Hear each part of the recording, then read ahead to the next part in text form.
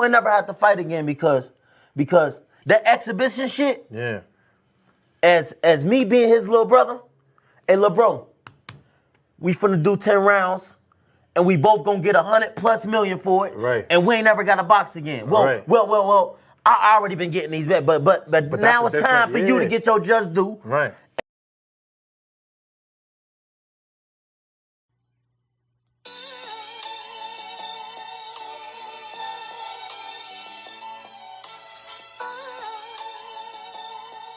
Yeah. You know the deal. We back again. Yo.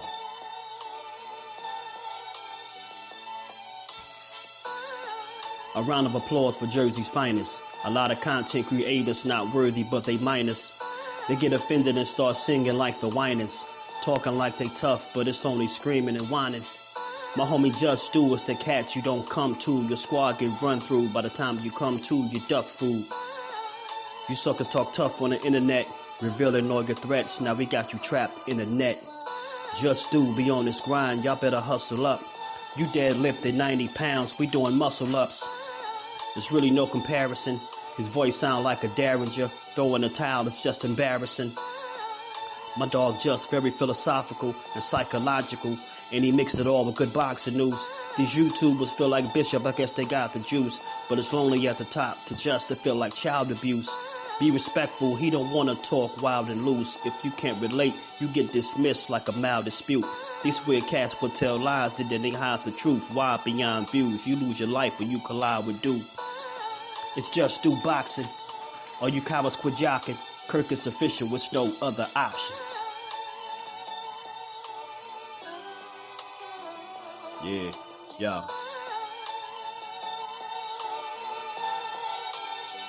You know the deal. Judah Ben, we in the spot. JusDueBoxing, yeah. And of course, shout out to Mrs. Do, holding the whole family down. Word 'em up, word 'em up.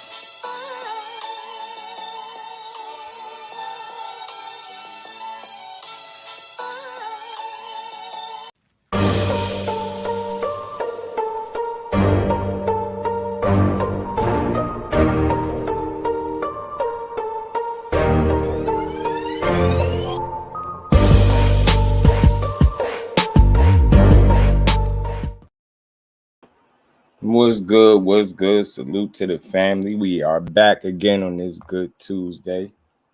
We get boxing is just do how we always do. How y'all feeling, man? You already know if you catch this on the playback, smash the like button, sub to the channel. We on the road to 10K. Turn your notifications on. Come rock out with the fam. How y'all feeling? How y'all feeling? Let me say what's up to the family in the building. And we gonna get on to it. How y'all feeling today? SP got beats. What's good, fam? Darren in the building.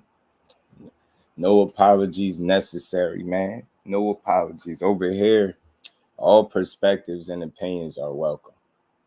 You know, I'm just a different person. I don't really like to argue opinions. I let people have their opinion because, you know, it's just boxing. So you always good over here. Lonnie Lee, JBT family in the building. Was good with it. Tim Late, JBT family was good, bro. Ace, all love family. Mike Mazak, my guy. Trey Skills in the building. Mike Kirkland, my brother, was good with it. Cecil, what it do, family? Cash Sports, the Boxtorian in the building, y'all. How you feeling, bro? Thrill Hill in the building. Jordan Smith was good with it, fam. Laro was good with it. Mr. Impride, how y'all feeling? Another day of boxing talk, man. We had a interesting discussion earlier over there on my good brother Jay Hardcore channel, so it kind of carried over into what we gonna be talking about today. Skywalker Boxing, what's good with it, man? How you feeling? Salute to the fan. Y'all smash the like button, rolling on there. Hope everybody feeling good. How y'all feeling today, man? Is y'all ready to talk some boxing? I want to drop the link because I want to talk to the people. I want to hear from the people today. I want to hear what everybody got to say about this topic.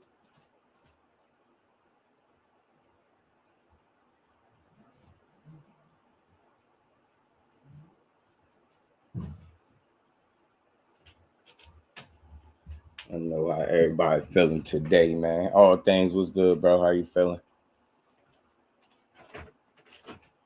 We're gonna talk about it today, man. We gotta talk about it, man. Is Tank Davis gonna run the gauntlet, man? Is Tank Davis gonna run the gauntlet, y'all? Is he gonna run the gauntlet?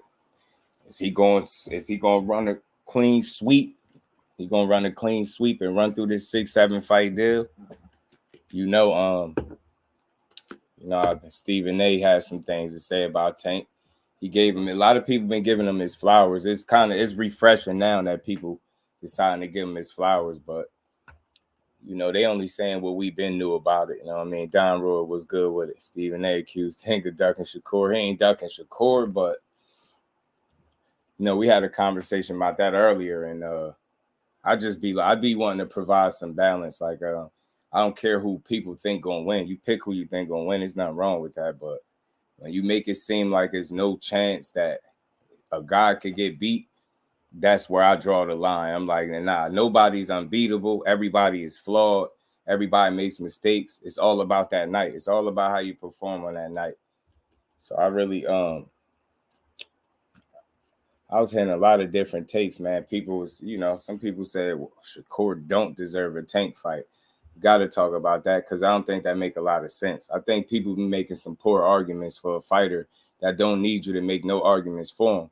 If you simply looked at as the best fighters, one of the best fighters in the world, it's simple and plain. When you the king of the throne, when you the guy, you taking on all comers. We be making the wrong arguments. We making arguments for why good fights shouldn't happen.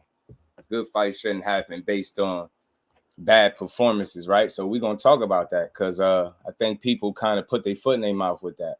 LeVar, what's good with it, family? How you feeling? But we going to get to that. Ace, what's good with it? He ain't say nothing like that. He want Tank to move up to 140. Yeah, I got the little clip. Bob Arum actually says Shakur on sale. Yeah, we know that too. Lisa Smith, how you feeling, Queen? Good to see you in the building.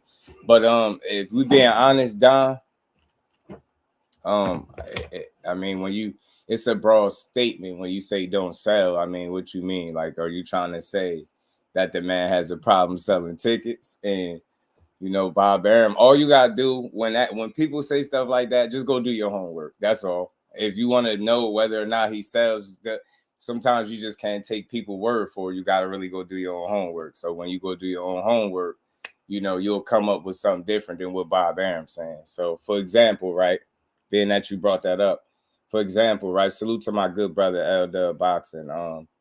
He had put me on game that it was 5,500 tickets on sale for Shakur's fight with Artem, right? So if you've been paying attention, which I don't expect everybody to be paying attention to ticket sales and numbers, but that's what I'm here for. I've been paying attention. If you look at his last, I'll say you could go with his last 3 fights or so, right?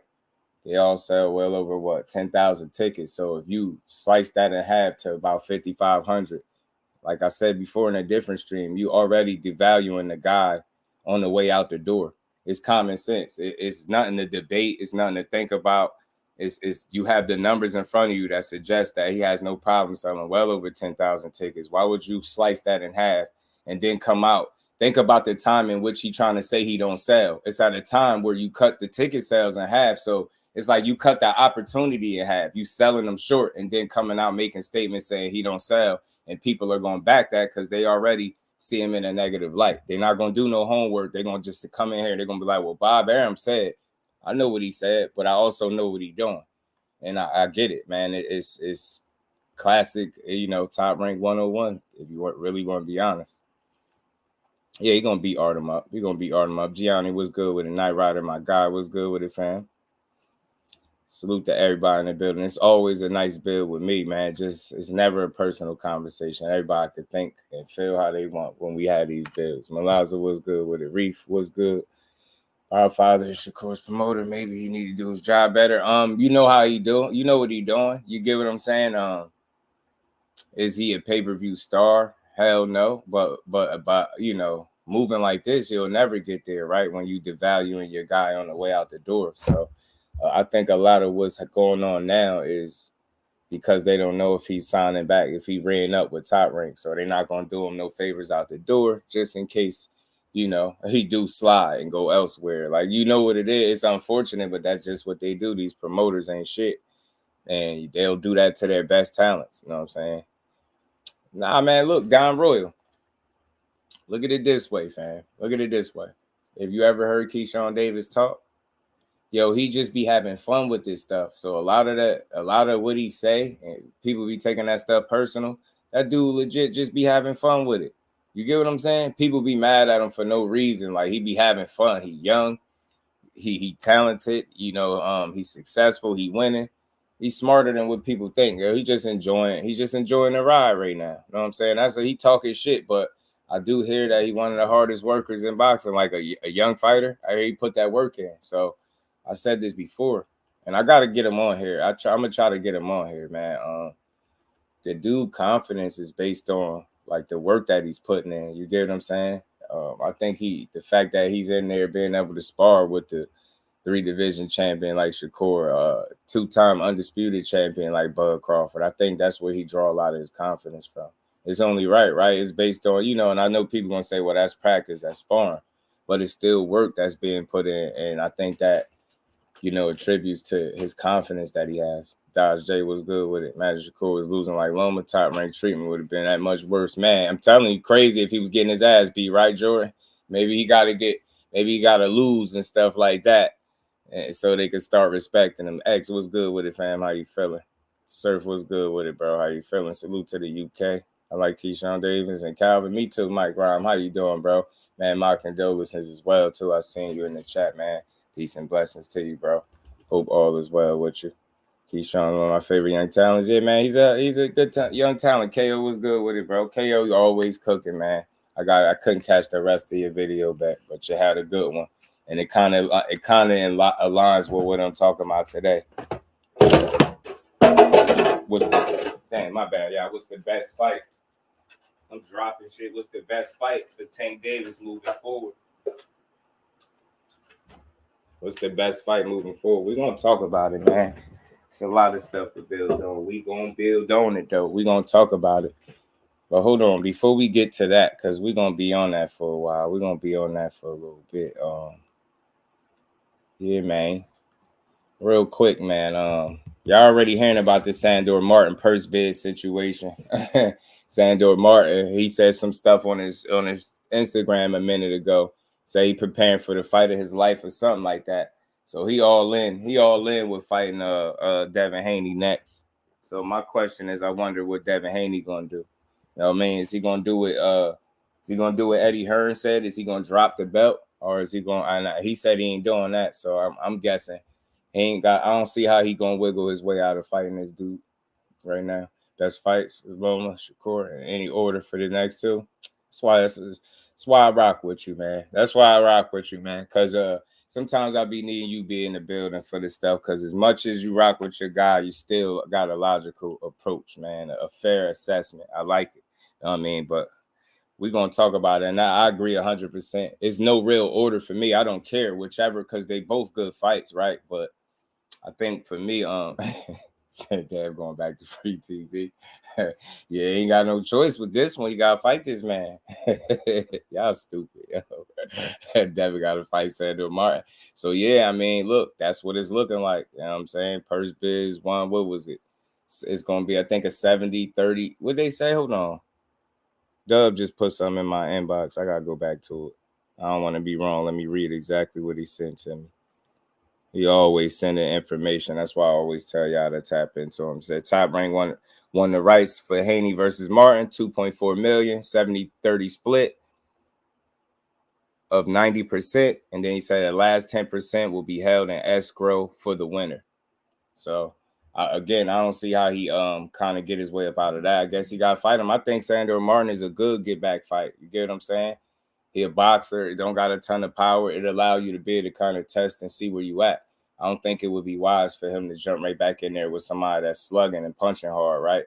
I heard him say something about Pitbull Cruz, man. I think Sandor Martin making more sense right now. But who am I? You know what I'm saying? He can fight whoever he see fit. But I think Sandor Martin got something to say about that. He sounded like he don't want no step-aside money. He want his opportunity, as I thought he would. So, We ain't gonna be surprised if we see that that's the next fight up, man. Salute to L Dub for always dropping that info in my lap, man. Andrew Gray, what it do, man? Yeah, Rodzilla was good, fam. It's looking like Sandor Martin right now. Salute to my brother Mike Kirk for putting that color in the chat, man. He said got a split for a few, but for something for the good content is always. Oh, much love, Mike Kirkland, man.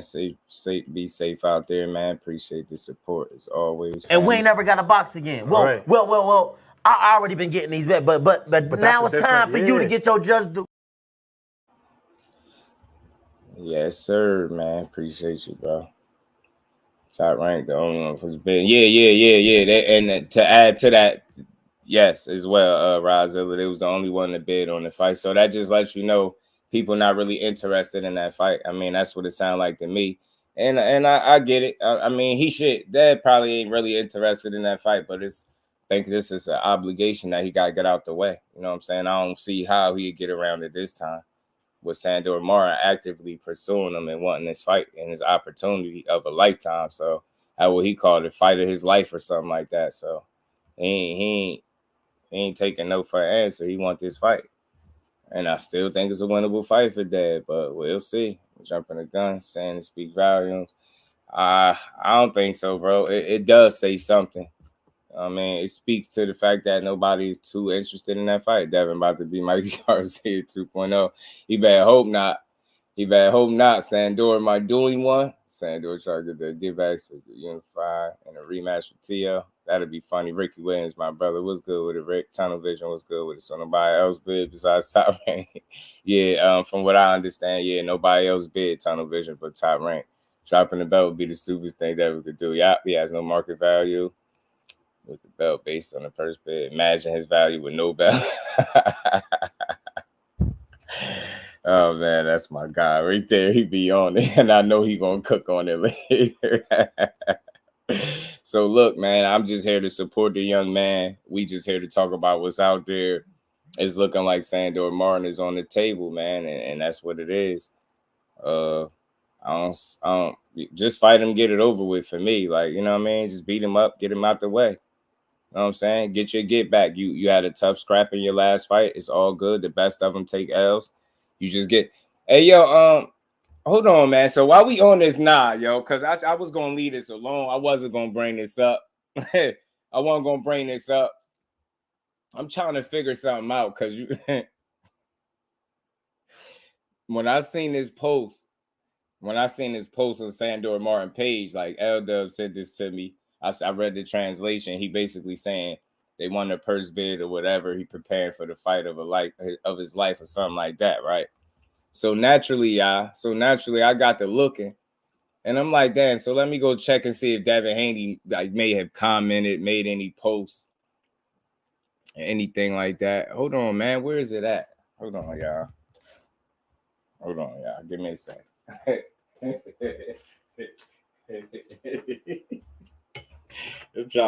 I'm just trying to figure something out real quick, guys. Help for this. Hold on, y'all. Y'all smash the like button, man. We're gonna keep going, but I need y'all help for this right here. I was trying to figure something out, like, I'm pretty sure somebody in the chat can help me figure this out. So hold on, give me a second, y'all. Let me pull this up, bro. Oh man, let me pull this up, y'all. Where is it at? All right, here we go. All right, y'all gotta give me a second. Cause so I went to go searching on Devin Haney page, and I'm trying to see, like, if he may have posted or anything like that.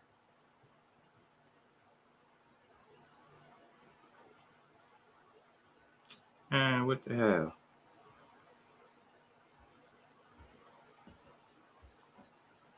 I'm trying to figure this out. I'm trying to figure out what this means. I figure y'all can help me out with it. Yeah, hold on, y'all. Give me a second. Teach was good with it. He said Barrow's too dangerous for Devin. I think that's a very dangerous fight, to be in all honesty. I do. I think it's like at your own risk with that one. At your own risk with that one, man. At your own risk with that one. Barrios ain't gonna be no poop hut. He ain't gonna be no walk in the park. That dude actually coming to win. He ain't coming to be nobody's opponent. He fought everybody he was ever in there with. If you beat him, you had to beat him up. Tank had to beat him up when he jumped up to 140 and beat him up. Beat him up, he did, but he had to. Keith Thurman fought him at 147. Keith Thurman had to beat him up. That's not no he ain't just no walk in the park for nobody, for sure. For sure, Keith Thurman ain't no. I mean, Black Parent was good with it, fam. How you feeling? He ain't no walk in the park. I know he said that name, but you know, Bob Arum said if he was still advising his career, that he would have him fighting at 147. So make of that what you will. Make of that what you will. Oh, that's what happened. Okay, man. Oh, yeah, give me a second. Give me a second. So yeah, I'm looking at this as I'm reading the Sandor Martin news. I'm like, it's only right to go check and see if Devin Haney has something to, like, if he has something to say about this situation. So hey y'all, I'm just trying to understand something. Cal Cooley, blessings, family. How you feeling? Black Parent, what's good? Yo, so look, check this out. Check this out. I ain't the sharpest guy, but did Devin Haney delete his Instagram or am I blocked? I'm just trying to figure something out. I'm just asking. I'm just asking for myself at this point. Like, is it like, do this happen when y'all go to his Instagram, or do this mean I got blocked? AJ, what's good with it, bro? Like, I'm just trying to figure something out. Like, I happen to go to the page. I'm like, dang, ain't got no posts. I can't see nothing. What's going on? I'm like, so I'm like, nah, it's not just. Nah, I ain't no way I got blocked. Like, it's no way. You see this too? I'm just because I was like, yo, nah, he ain't do me like that. I ain't do nothing to the young man. I was like, nah, he ain't just blocked me, did he? Okay, you can't see nothing. All the videos gone. I said, Sandor got you tripping, man. But nah, that's the fight for him, man. That's what it looked like is up next. All jokes aside, that's what it looked like is up next. Being all seriousness, he fought the wrong fight against Ryan Garcia. He paid the price. We understand the Osterine situation, but at some point he got to get over that, right? I think he moves forward. I think Sandor Martin is a good get back fight. It's a risky fight, but all of them are at this point, right? So I don't expect nothing to be easy because, you know, Sandor got a ton of experience. He can box. He been in there with the likes of a guy like Mikey Garcia and beat him convincingly. Made Teo look crazy, dropped him, made him question if he belonged, if he still got it, all that type of stuff. So, look, Sandor Martin is a live dog. You know what I'm saying? He's a live dog. He's a live dog. Okay. Oh, all right. Salute to my guy, LeVar. Appreciate that. Skills, my bro. He said you can archive pictures, basically hiding them. You can't put them back up. Oh, you could put them back up. Yeah, for a second, I just thought I got blocked for a second. I thought it was funny. I was like, did he block me? But yeah, he posted. Salute to LeVar. He just sent it to me. Devin just posted. He said, wow, Matchroom, nasty work. Because Dan Rayfield's reporting breaking. Top Rank was the lone bidder for Devin Haney's WBC 140 mandatory defense versus Sandor Martin. Yeah, as I already told y'all, you know that. So he's saying nasty work for Matchroom because they didn't even bid on the fight, I'm guessing. So yeah, he ain't feeling that. He said nasty work for Matchroom. Yeah, that big Devo ain't feeling that, bro. Devo ain't feeling that. He said nasty work, Matchroom. What's good with his skills? How you feeling, Brody? Said back to regular TV. The quote, face of boxing, Devin, ESPN Plus era. Yeah, crazy. Appreciate you, LeVar. I see it. I appreciate you. Salute to LeVar for sending me that. So I put it up on the screen. Let me give me a second, y'all. I got you. Damn. Yeah, Dave ain't like it. Just when I was asking what he thought about it, here he go. He posted. So he ain't feeling it. Big Dave ain't feeling that, man. Nasty work, Matchroom. Y'all better. I don't see how y'all ain't bid on the fight for y'all best fighter. It is nasty work, Dave. I agree. They bogus as hell for doing that. Y'all crazy. See how they do you when you lose? See how they do you when you lose, Dave? See? That's why you gotta fight your fight, Dave, because ain't nobody but you when you lose. Matchroom, y'all should be ashamed of yourselves. Nasty work gonna do that man like that because he lost. Y'all gonna not bid on this fight. It's crazy, yo. Let Top Rank just be the lone bidder. Y'all wild, man.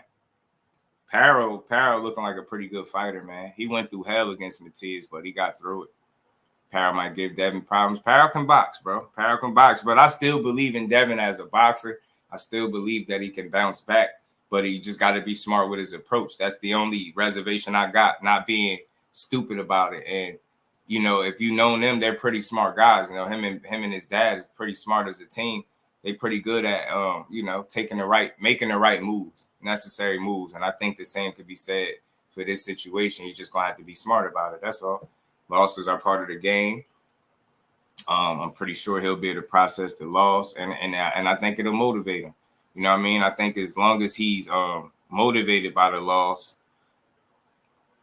and not broken by it, so to speak, right, he'll get through it. So, you know what I'm saying? That's how I look at it for him. But he got a tough road back. But it happens, bro. It's boxing. I mean, it ain't supposed to be easy. He know that.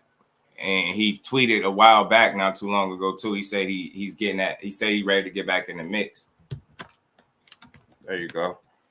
That's what he said. Wild man, nasty work. Dave ain't feeling that, bro. He ain't feeling it. He ain't feeling it. Salute to you, LeVar. Appreciate that, fam.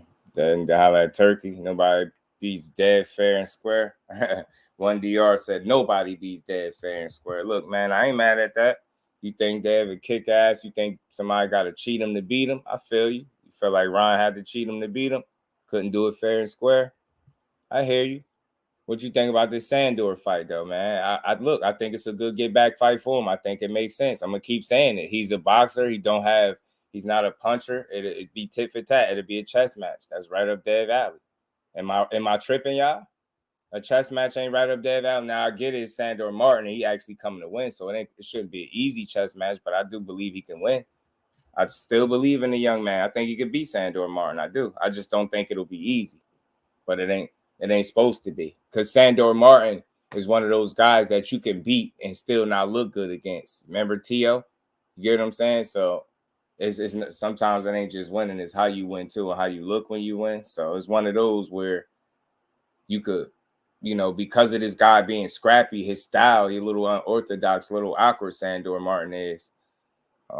He can make you look, you know, a little funny in there. You get what I'm saying? Yeah, he dropped Teo twice realistically and got credit for one. Right.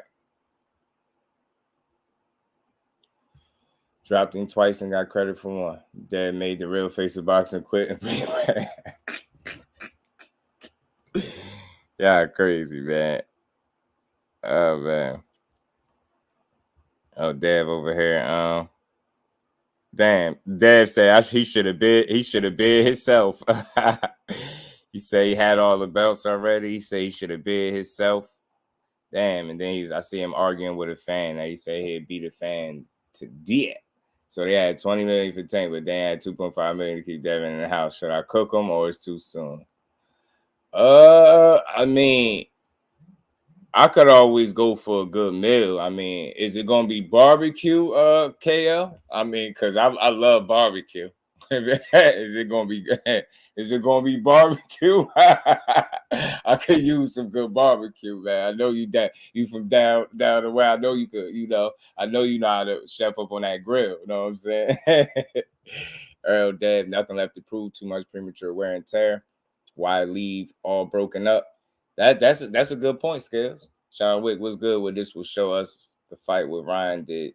Yeah, if it didn't eat that, you get what I'm saying? John Wick, it's a good get back fight, bro. I don't, and I'm not joking when I say that. I'm not trashing him. This ain't no trash that Devin ain't. But now I know KO about to cook this point, but you know, we get to see how much damage it really did. You can see if he bounced back, and I think that's a good fight for him. Big Supreme was good with it, fam.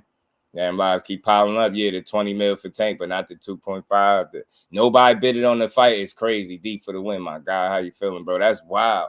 I mean, it's crazy work. He said it's nasty work. Matchroom bogus, bro. Matchroom bogus, bro. Take your talents to the PBC. Yeah, Matchroom don't care at all. Salute to LeVar. Appreciate that, fam. Yeah, Dev said he should have bid himself, man. Dang, you know it's real when the dude say he should have bid himself. He like, damn, y'all ain't even think the fight was worth it. But you know what? If we being all the way 100, all seriousness, I'm not surprised that Matchroom didn't bid. Didn't Eddie Hearn say he wasn't paying for this fight? He said who gonna want to pay for this fight, right? Eddie Hearn did say that, didn't he? He said that. He definitely said that. 100% he said that. Remember, he was like, I'm 100% sure that Devin Haney is going to end up vacating the belt because nobody's going to want to pay for the Sandor Martin fight. That's what he said. They're about to go ahead and UD Sandor, man. UD his ass, Dad. That's all. UD his ass. Make them regret not bidding on that fight. They bogus. The nerve of their asses. The nerve of their asses. Eddie laughing right now, especially as the Bob said, oh, the 5 versus 5. Couldn't even get that OG action. Might be extra motivated to stop Haney thinking about how he lost to T.O. Yeah, Matchroom bogus. Yeah, it's business, bro. It's business deep for the win, and they just know that's not a favorable fight. That's not it's not a lucrative fight, should I say. So I guess they just left it at what it is, but that don't change nothing. Devin Haney took a tough loss. It's all about your bounce back. You can get back in there, beat Sandor Martin up. He is a tricky guy, but I'm pretty sure you could figure him out. That's my thoughts on it. I think Devin can beat him and move on with his career. Get him out the way. You ain't got to worry about him no more. No more step aside money. No more Sandor Martin problems. Just go in there. You know what I mean? Show the world that you bounce back from your loss. Beat him up and just keep it pushing. You know what I'm saying? Just keep it pushing. Ain't nothing wrong with that. Just get him up out the way. False mentality. Salute to the OG, Dr. Mark. How you feeling? Smashing bogus for not wanting to lose money. Nope. They're not really bogus, though. They're not really bogus. We just talking ish a little bit, but in a more serious note, nah, Cal, they're not bogus. And I mean, it all depends on what side of the spectrum you're on. For me, it makes sense, right? When it's about business. When you heard Eddie Hearn, what side is Eddie? Who do Eddie Hearn represent? He represent Matchroom. He was clear about not wanting to pay for that fight, as if he had no interest in it at all.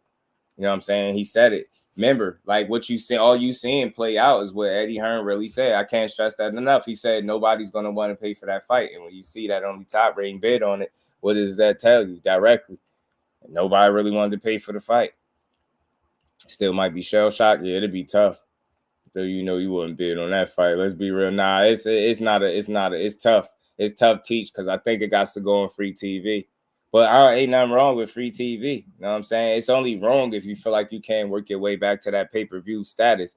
That fight just doesn't get you that. You get what I'm saying? That fight doesn't do that for you, but it's all good because you in it for the long haul, right? So you ain't thinking short-sighted. So short sight, get Sandor Martin out the way and keep doing what you're doing.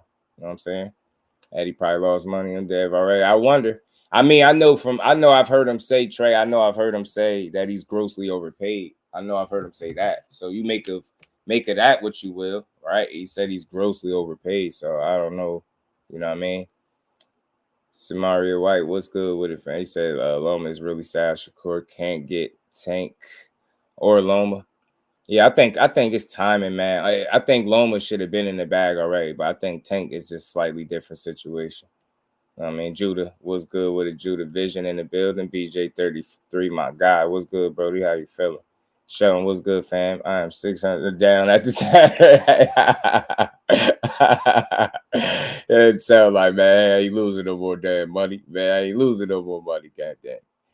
At least he ain't got to worry about Shakur hopping in the ring again. Yeah, man, ain't got to worry about them problems. But, yeah, man, I listen. Look, realistically, y'all, and this is a conversation before we move on past this. Is there a better option? Is there a better option right now? You get what I'm saying? What's the better option? The realistic option. You get what I'm saying? No Golden Boy, no Matchroom, no Turkey. PBC, no Queensberry. Remember, I called Devin the face of Floppy. I thought I was joking, being mean, huh? KO gonna have a damn fulfilled day. Dang, Fight Hype just quoted Dead Post with an Eddie Hearn quote. See how they beat Cal? See, they ain't no good. Yo, hey, Cal, they instigators, bro. But nah, I feel y'all. Look, I go a lot lighter on him. I don't even go in. KO go, he do the super cook. I do the build. KO do the cooking, man. He work the grill. I don't work the grill. You know what I mean? I just do the build. I just talk about what's out there. what should be next for Shakur after Artem. I'll say this, bro, and for short answers, Samari, if not Tank Davis, obviously I think that is the fight for him. Obviously, like, let's just cut straight to it. That is the fight. But anything, it shouldn't be anything less than unifications, realistically. Like, I think we all know why this fight came about, being one fight left on your deal. Like, they wasn't going to do you no favors going out the door. We know all of that stuff. So I think if it ain't unifications, it's got, and Tank is a unification. So it should be unification fights for him. Whichever order that come until that Tank fight present itself, whenever it do and however it come about, right? I think that's it for him. You know what I'm saying? He's a fight for Top Rank. He said, if you were to face a boxer, your fight would never go to person. Salute to my guy, because he come right in with it. Listen, I rock with all these fighters, man. I support them all. Shit is shit. We know we just seen what is one of the absolute faces of boxing perform Saturday night. He did his thing.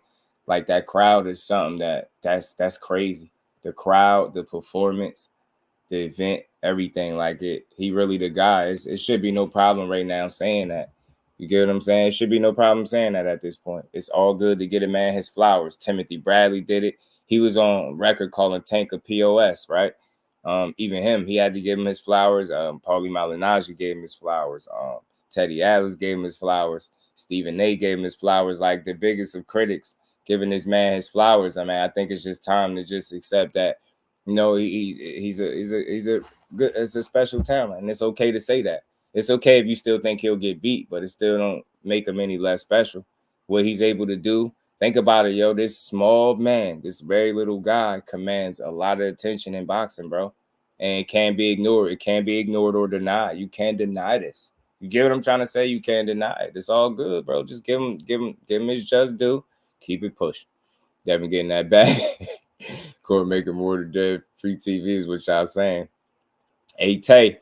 A lot of stuff be smoke and mirrors, Tay. You be when the smoke and mirrors come, when the smoke clear and you break a couple of the mirrors and you start to see what's really in front of you.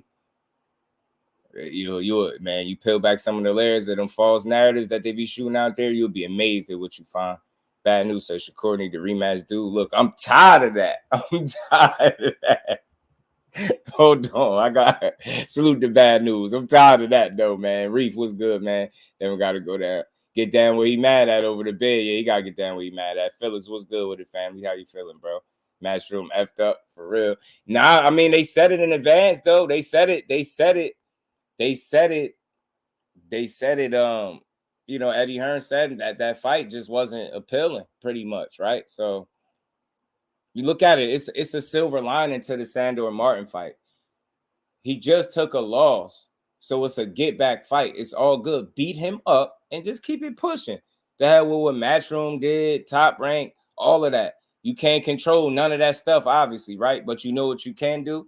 Go in there and beat Sandor Martin up and get him out your face, out your way, out your hair, so to speak, out your path. Clear your path. Beat him up. Move him by the wayside. You only got to do this shit once. Beat his ass. I believe in Dad being able to beat the Sandor Martin. I do.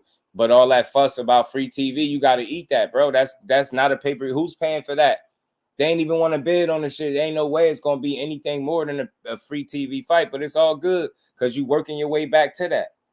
You know what I'm saying? You working your way back to it. So I think if he just accept the things he can control, the fights that he can fight, go beat this guy up. You know what I'm saying? Go do your best. Show everybody that you got back from the loss. And get him out your way. You know what I'm saying? Keep kicking ass. I'm a big advocate for boxing. I like to see people winning, bro. But I had my fun with it, y'all. I'm gonna talk my shit. I'm gonna laugh a little bit too, but I'm always gonna be serious about it. At the end of the day, I believe in the dude's ability to bounce back. I just feel as though he got to be very smart about how he do it. Calculated risk is something that come to mind with him, and I think Sandor Martin is one of them because he's a tricky guy. How he fight. It's not going to be a big fight. It's not going to be the most pleasing fight to the eye, but that's Devin Haney. He's weathered that storm before. People have complained about fights before. It's nothing new. Who cares? Go out there, Worry about the shit you can control. Beat up Sandor Martin, get him out your way, and keep chasing the rest of the belts. And I'm only saying chase the rest of the belts because that's what he said he was going to do. You know what I'm saying? If he going to do that, to go do it. You know what I'm saying? I ain't against it. Dante was good with it. Eddie got Bruce moving that money around.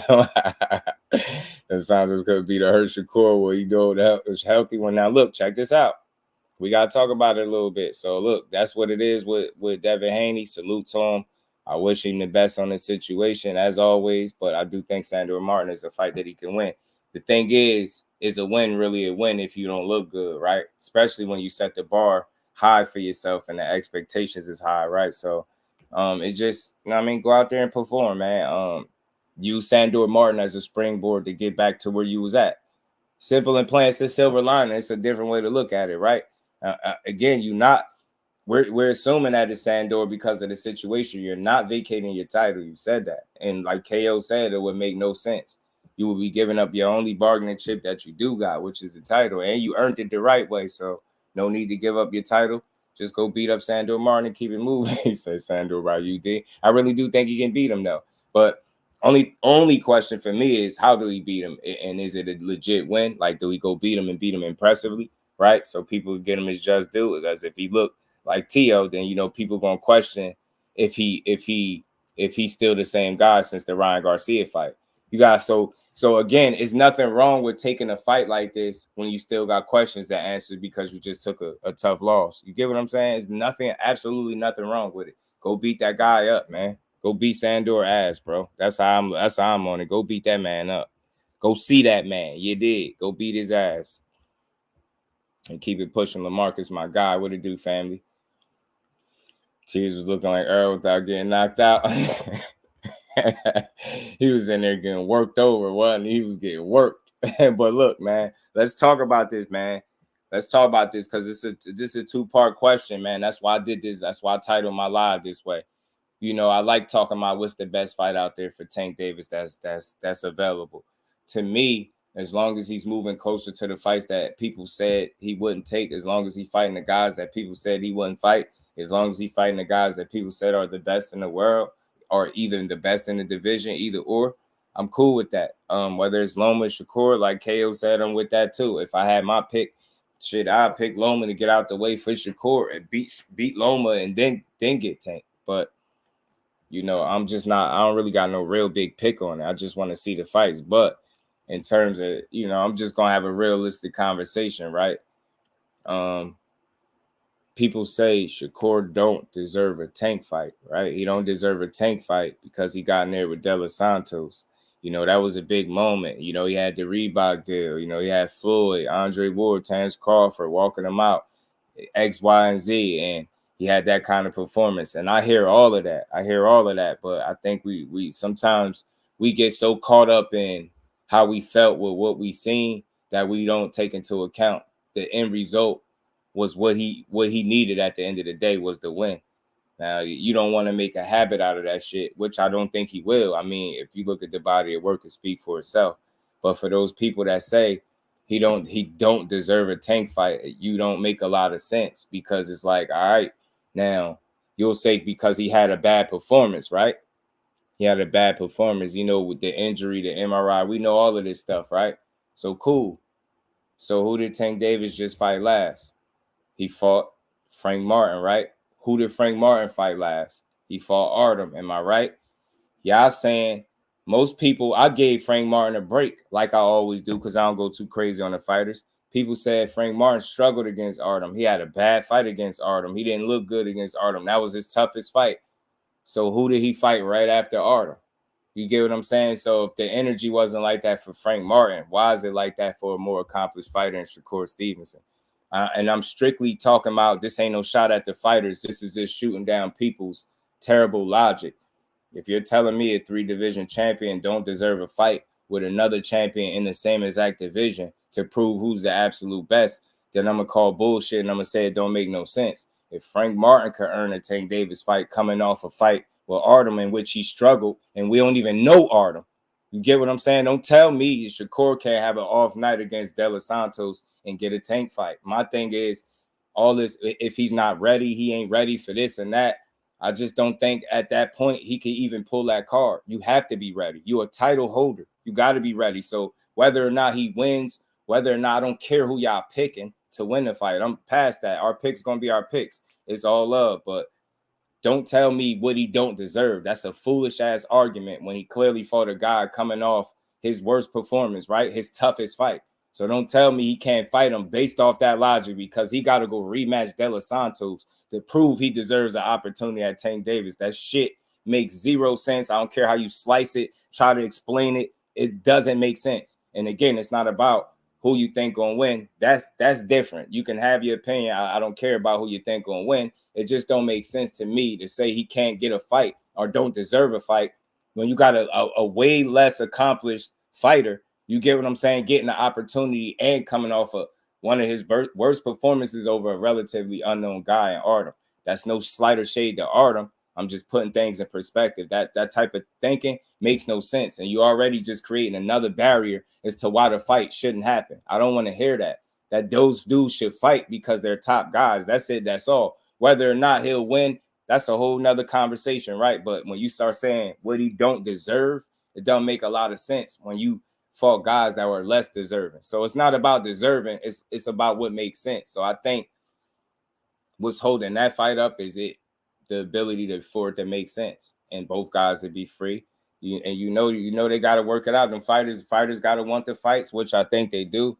But don't give me no nonsense about what he don't deserve. And you seen lesser guys get the opportunity. And again, if he can't get it because he came off a bad performance, then how the hell did Frank Martin find his way into the ring? Dig what I'm saying? I'm not big on, oh, you got to look like the best thing since sliced bread and every out. You just can't make a habit out of it. It's not about what you deserve. It's what you work for. So if you sitting there and we know what the talks is because we had this conversation all the time. Those dudes is looked at as two of the best. Then that should be it. That should be the conversation. It shouldn't be what somebody deserves. Why should you have to beat up another person to prove that you deserve to fight somebody of substance? If everybody is saying, Calvin Ford just did an interview with Cigar Talk. He just said, have you ever seen Shakur get tested? Well, these guys that he in here with, De Los Santos competitive fight, that was what it was. I'm not even going to get into that. But if you're not seeing them tested by these guys, you know who will test them, and you know who all of us in this building know going to test them? Tank Davis. And why wouldn't you want to see it? So again, if you tired of seeing them 12-zip people and beat these guys because they either smaller guys or they're just not equal to him in talent, you know who is. You know who we'll have no problem seeing him fight, who we won't question if he's equal to him in talent, if that guy is on his level, Tank Davis. So again, all I'm saying is this ain't about shitting on no fighter. This is just about shooting down bullshit logic. Don't tell me that guy has to rematch a guy he beat with one hand just to prove he deserves to fight the other best guy in the division. Up until that point, his fights don't even be close. Let's just be all the way 100. Let's be all the way honest. Let's cut through the bullshit. Outside of Frank Martin and Lomachenko, you never get what I'm saying? It ain't too many names you would rather see him in there with most. You get what I'm saying? So again, we putting barriers in front of great fights and saying they shouldn't happen for X, Y, Z. It don't make a lot of sense. Ashley Corner, what's good, Cuzzo? How you feeling? Broken Boy, what's good? We noticed how people were saying Shakur has across the street to fight Tank, but is willing to make a fight with Lone by cross-promoting. Excuses and hypocrites. I heard that too. I just think at the end of the day, you know what I mean? I said this all the time. I ain't got all the answers, but them promoters, you hear how Bob Arum is talking about making that fight and being interested. That's all it takes. If you're being promoted by a guy, that's what it takes. Dudes being willing to make the fight. So I like it, but I hear that argument all the time. I just hope that that's not the case, and I hope they make that fight to kind of prove that don't have to be the case. And I say this, I blame that on the promoters. Y'all would be fools. Y'all would be fools. I don't care if you're gonna take a loss or not, take the risk or not. You would be fools to have a fighter of substance, especially at 135, of real talent, and not want to put him up against Tank Davis with the kind of numbers he putting up. You will be a fool, and you will be selling your fighter short. You know what I'm saying? So Bob Arum, I hope he do stay true to his word and make that fight, because we deserve to see it. Why not? Let's see the fight. You know what I'm saying? NHA was good with it, bro. Tank got some of the group of fanboys like Canelo does. They don't fan base who say dumb shit like a fighter That fighter don't deserve. Yeah, I mean, I just hated that. I just wanted to shoot that down. This ain't nothing personal. Millen Films was good with it. Richard Paris, my guy. All that he don't deserve. Don't tell me what he deserved, because that's the case. Frank Martin didn't deserve to even be in the gym with Tank. You get what I'm saying? It's not about what you deserve. It's about where you position yourself. And Frank Martin made sense, and I said that all along. That's why he was fighting him. That was the best available guy. That made sense. Nobody else is going to make me think anything else. And he got that guy out of the way in 8 rounds. Like I said it was going to go 8 to 10. He got him out of there in 8. Let's keep it moving. Salute to Frank. But don't tell me a guy can't have a bad performance, or else if you do, then you can't have a fight with that guy. That's bullshit. If that's the case, then where was the energy after you done smoked Yoshino? I ain't hear nobody say, well, make the Tank Davis fight now. That's the type of shit I be wanting to hear. All I'm saying is don't wait for a guy to have an off night to start talking about what he don't deserve when he done pitched 20 straight shutouts. Don't give me that shit. What kind of math we doing? Dude pitched 20 straight shutouts. 10 of them was knockouts. Half of them was knockouts. The minute he have an off night, we like, nah, he don't deserve that fight. Hell nah. What? Hell you talking about? Man, I bet you what? He ain't gonna be sitting his ass in no corner waiting to meet that left hand like Frank Martin. That shit gonna be a real chess match. And at the end of the day, it's not about who wins. It's about us as the fans getting the fights that make sense. If we go back and forth about who we think will win, don't you think we deserve to see the fight with no bullshit narrative attached to it? Fights like that need to be made because they make sense. I don't care where you put them 2 dudes at, man. Show me 2 better fighters than them. And at 35, I don't think you can find one. You might have some debatables, but you can't find no definitive guy. What guy at 35 do you got definitively beating Shakur or Tank? That's how you know that's the fight to make. Now, I don't care who you think will win out of the 2. I don't even care about that. But that fight need to be made. And again, I don't want to hear nobody talking about what a guy don't deserve. How damn 3 division champion don't deserve to fight another champion, which both of them guys started at 26. Don't tell me they don't deserve to fight each other. Based on what logic? Politics aside, bullshit, size of the street, fighters fight fighters, man. Top guys need to fight top guys. And the last time I checked, them dudes showed they was top guys at 26, 30, 35, and they should fight. At the end of the day, we shouldn't have to wait. Nobody should have to go to 140. Nobody should have to move out the division and make a fight. We talking bullshit. Loma, if it ain't Loma next, then it should be Shakur. So I don't know. I wonder if Loma ready for this nap, because I just don't see no case where he make it 12 rounds with Tank. But I still want to see the fight. You know what I'm saying? I want to see these fights, man. But don't tell me what a guy don't deserve because he had an off night. What kind of math is we doing? Why are we so loud when a guy don't look good, but when he do, it's like, oh, he was supposed to do that. Well, all right, it's time to put him in there with somebody where if he beat him, we can't say he was supposed to do that. If we tired of seeing him go in there and beat these guys and jump back and use lateral movement and all this other shit we complaining about him doing against these guys, these run-of-the-mill guys, then it's time to put him in there with the top dog. And y'all all know who that is because we just seen him Saturday. I have no problem saying that, but top guys should want to fight top guys. If Pitbull at 140, I don't know what he doing up there. But the last time I checked, the best 2 guys at 35 need to be fighting each other, and we all know who that is. Pitbull, yeah, Pitbull chasing that bread. I ain't mad. Knowing where he came from, I ain't even mad at Pitbull. I promise y'all, I'm not. Knowing his backstory, I ain't even mad that he won big fights. I ain't even mad at it. I don't think he's scared of Shakur, but I just don't think that fight is lucrative enough. And I think stylistically, it's not favorable to him. I feel like his dad has pretty much said that with so many words. Like, that's not a favorable style matchup. And on top of it, it don't bring them the kind of money that they looking to make right now. So it'd just be a real risk for him. Now, I ain't saying don't duck people, but I get it, man. He gonna chase the bag. And he chasing Tank, can't knock you for wanting to fight a guy like that. So Frank Martin, he needed that little rude exposure. Frank Martin wanted that little You know what I mean? That's what he got. And he got that little and Tank gave him the rest. He got that little he was looking for. You know what I'm saying? Even Frank Martin's situation with Shakur, as a fight fan, I understand it. I'm not willing to call a man a duck if he feels like his money ain't right before he's stepping into the ring. Because at the end of the day, they prize fighters, and that's what they fighting for, a prize. If your money is not right, I can't expect you to want to take a fight just because I want to see it as a fight fan. That's just me being real. I get it. So Frank Martin show, and then again, why this situation is unique for Frank Martin and is good for him, because you can't tell me he ducked one guy to fight a guy that everybody feels like is more dangerous. You get what I'm saying? So he showed me that all he did, he was looking for to make sure his money was right. With that Tank fight, his money was right, the opponent was right, and he went in there and fought him. So we got an example where he really put it all on the line. That's the most dangerous fight I think he could have took at this point, and he took it.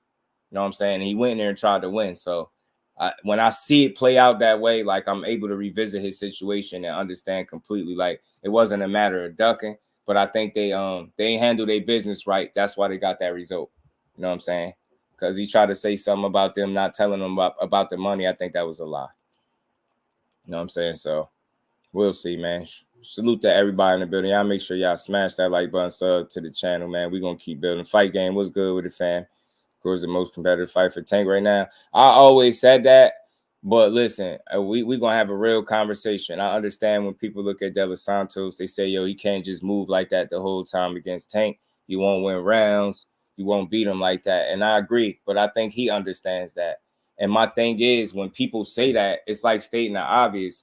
Why are we reducing him to when he had his most off night and saying that's what we can't see against this guy? We know that. Well, like, yeah, you telling me your worst is going to be the guy like Tank. Tank ain't no damn poop putt. Even your best might not be him. So we damn sure know if your off night, but I tell you what, that same off night will beat a lot of other guys. But just when it comes to this particular guy, you got to have your best night. Even your best night, you could still come up short against him. So I hate when people say that he can't fight him like he did De Los Santos. Why the hell would he do that? You get what I'm saying? Why in the hell would he do that? So I just feel like his pedigree can't be ignored. I think I see something different than certain people, but that's all good. It's, we see different shit. I do think it's a certain way that he approached guys with power. I can't reduce him to being scared though. I can't, I can't push that. Can't say that a guy that chose to box for a living is scared to get hit. Do he want to get hit? I absolutely don't think he do. And again, I don't think your defense will be as good or as efficient as what his is if you walked into these boxing matches wanting to get hit. So I mean, shit, man. I'll say this: we done seen 20. What is he? At this point, what is it? 30-0 at this point, bro. We done seen 30 people pretty much try and they fail. I think it's safe to say that it ain't no one way to approach a fight with Tank. You know what I'm saying? It ain't no one way because he's so versatile.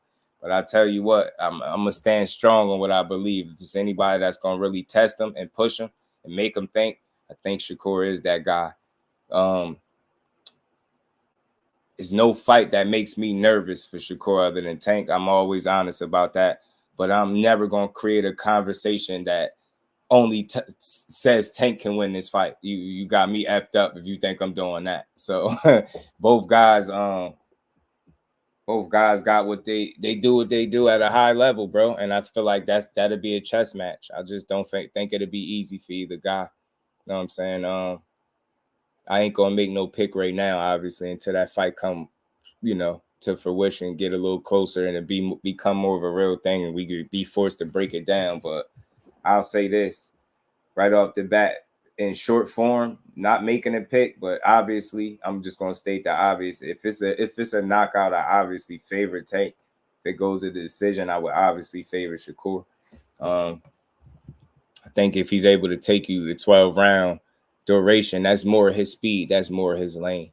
That's I think he is a round by round fighter. So I think if he gets you into that type of mode where he got you trying to outthink him round for round, I think it could be advantageous to him. You know what I'm saying? But this is the thing with Tank. His approach is different depending on who he's in there with. And I'm gonna be honest with you, man. I'm gonna be all the way honest with you. As I continue to see him fight, being that I'm not a hater of his, I feel like I can see clearly what he's doing. People always talk about how old he is, right? But I think his age, it's not like he's some old guy or something, right? This dude 29 years old, it's still young. But it's a maturity that and experience that came with his age that makes him dangerous. And again, not many fighters are going to be as comfortable as what I've seen him be with 8-ounce gloves and no headgear on. You get what I'm saying? He had a real disregard for Frank Martin and his power Saturday night, which was crazy to me. Like, Frank Martin is a pretty strong dude. He could punch pretty well, good, both hands. We seen him do it. But man, Tank kind of had him. He had him like he performed for them first 3 rounds. I think after he started getting hit with a couple of those shots, man, he kind of went to plan B. And plan B was to like sit on them ropes where he was comfortable, and it just wasn't working. So, I mean, as I continue to watch Tank, man, he's becoming more and more dangerous, it seems like, because his understanding of the game.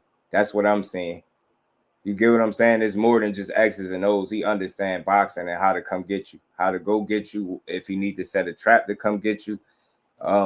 He got a real ability to understand when to pick it up. Like, it's tough, man. So it ain't no one way to beat him, but everybody's beatable. I always say that. Like, I hate arguments that make it sound like there's no way either guy. No way a guy could lose. I legit heard salute to the OG. You know, I rock with him. Fanon dropped the link earlier, and I heard somebody jump on the panel. He was cooking. He was talking his shit. He had me all the way up until he said, "Yo, Tank could tie both of his hands behind his back, and he'd still beat these dudes." And like, we know when somebody exaggerating and playing, but he was like, it wasn't no psych. He was dead serious. Like, yo, yeah, that's how good he is. He could tie. I'm like, shit. People just got this weird like expectation. I'm like, yeah, man, y'all put him on a different type of pedestal. When I heard that from a grown person, I was mind blown. Like, damn, bro, you really think that? Like, shit, I know he bad. I love him too, but damn, you in love with him. Said the man that put both hands tied behind his back. Like, and usually you like laugh that off because you just talking shit. Now, after Buddy was serious, OG even looked like, what? He was like, what? Like, nah, you get your ass knocked out like that. Sometimes, so what I'm saying is, I get it, yo, when you seeing somebody successful time and time again. And like I said, I'm watching this shit with y'all and I'm enjoying it, right? With y'all, I'm supporting it. We called the fight Saturday. We enjoyed that. Shit, y'all would have heard my reaction. I'm gonna start clipping my reaction for these fights, man. I know I was going nuts when Tank called him with that up. It was fun. So I'm enjoying this shit with y'all, but all I do is create a conversation where it's more balanced. Guys can lose, man. Them dudes are at the top of their game. It's not a lot of definitive losses for them. You get what I'm saying? You gotta, if you really being 100, and it's deeper than who gonna win and who gonna lose. We could argue about that when they make the fight. For me, I just want people to recognize talent on both sides. Don't shortchange one guy just to make the other one look like something. Like, they both bad boys. This is why they don't typically have close fights. This is why they running through the competition, because they need to be in there with talent such as themselves. Point blank period. I don't care who you think better. They need that type of talent to be tested. Ain't no run-of-the-mill, no faded champions, no ex-champions, would-be champ. Them type of dudes are not going to beat neither one of them. And I'm standing on that. That's why they should fight. Undeniably, like, you could say it might be somebody that can give one or two, maybe a good fight. But I'm talking about, who do you really got definitively, hands down? Who would you feel comfortable with putting your money on saying they beat Tank or Shakur at 135? And there you got your answer as to what two fighters need to fight. So again, just like my brother KO said when he came in here, whether it's Loma or Shakur, I don't really got no pick or no order, but those are the fights. That's all I'm saying. Real fighters fight real fighters, man. And look, I done seen them 12 zip and beat up enough ass and beat up a faded champion, beat up a younger guy, or win a fight with a younger guy with power. I want to see him tested. And we all know what that ultimate test is. So I don't know why you don't want to see that. See, I don't know about how other people's support set up, but when I support you, that means I'm not scared to see you fight anybody. I want to see all them fights. And we all know what the fight is. Dude ain't going to be at 35 forever. And he shouldn't have to grow or go out another weight class to fight him. That's all I'm saying. Neither one of them should have to move nowhere for that fight to be made. It should be able to be made because they want the fight. Simple and plain. Who going to win? Like I said, we could argue about that when they make it. B Hayes, what's good with a stretched out boxing root exposure? My guy, James Lee, pardon me. Salute to everybody in the building, man. IVS, my guy. Jarrell in the building. What's good with y'all, man? How you feeling? B-Dog. No two tank fights look the same. Not really, bro. Not really. You know what I mean? Like they're, to a certain degree, he's going to always do things that you do in every fight, right? But what I'm saying is approach just isn't the same. And that makes him special. And I think that's what makes him understand what's in front of him. That's what makes him dangerous. You get what I'm saying? I have no problem pointing that out because I'm enjoying what I'm watching from him too. I'm seeing this dude going there with guys, and what impressed me was, I ain't gonna say surprised, but it was impressive to show no regard for Frank Martin's power to the point where this dude wasn't even fully committing to his shots. When I seen that, I knew he was gonna have an issue. I was like, damn, now it's to the point where you done hit him with some shit. And it goes to show you what mental pressure can do. And then I think it's like a double effect. It's like a double negative for the guy that he's fighting because you having to move. You hitting him with shots. You hitting him with good shots. His face all red on one side. You done bruised his face up. But he's still right there in front of you. And I think that was mentally exhausting for Frank. And I think a couple of them body shots took his legs a little bit. And he was languishing on them ropes. And that was just that. He just started getting tapped up after that. Carlin Kevin say best fight Loma next for boxing's sake. Salute to Carlin Kevin. Listen, I think Loma makes sense, bro. Look, obviously, if they not gonna give Loma to Shakur, and then Tank need to fight him, and we need to get rid of this because that's just one more guy out the way. You know what I'm saying? One more guy out the way. One more fighter that they said Tank wouldn't fight. I don't care if he beat Loma coming off one of his best wins. I say go ahead and get the fight out the way. You know what I'm saying? Overlook. Yeah, the mental aspect. Yeah, I get it. I think it's kind of easy. Man, look. I'll say this, right, man. One guy has shown something truly like special when it comes to unlocking the keys and figuring out them styles. But I also feel like the guy on the other side has done it in his way. I just feel like it's easier to fall in love with the guy that's getting rid of you, and for good reason. That's why I say when people say he can beat somebody or stop him, I don't argue that. But I think you got those two dudes that do things that's special and really set them apart from everybody else, is what I'm saying. We could argue all day about who's number 1 and 2. That's cool. That's fun, actually, but I ain't no damn dummy. I know I see a guy that's far ahead of or considerably ahead of the competition that he's typically in there with. And I think that the only way we can really see what that is get the ultimate test. And you got to think, we're after a guy like a Loma. The only guy that makes sense outside of that's right now that's proven would be Tank. So it's a short list, man. It's a short list. And I'll say this, man. There's no way them two dudes produce a boring fight. I just don't see it. I don't see it. I don't feel like you could win against Tank trying to get away from him the whole time. I think because if you don't fight him with the same confidence that he's fighting you with, it's gonna be tough. And that's the difference too. You know what I mean? Salute to my guy D1. You already know I got love for both of them. So you gonna never hear me fanboy for one. That fight gonna make me nervous. I ain't gonna lie. Julio was good, but I still believe in him. But that one right there is gonna be the ultimate test. Why not want to see that? When I support you, I want to see you take the biggest risk possible. And I know, shit. That'll say a lot, man. That'll answer a lot of questions. Like I said, that is the ultimate test for him at 135. And he said it himself, so I ain't saying nothing he ain't said. You get what I'm saying? I want to see it. I want to see how he deal with it. You know what I'm saying? I want to see that apex predator that we got to see Saturday night. Yes, I want to see how he look against him. Yeah, you damn right. Only people that don't want to see that fight is people that don't really support the guy they rock with. I want to see it. May the best man win, bro.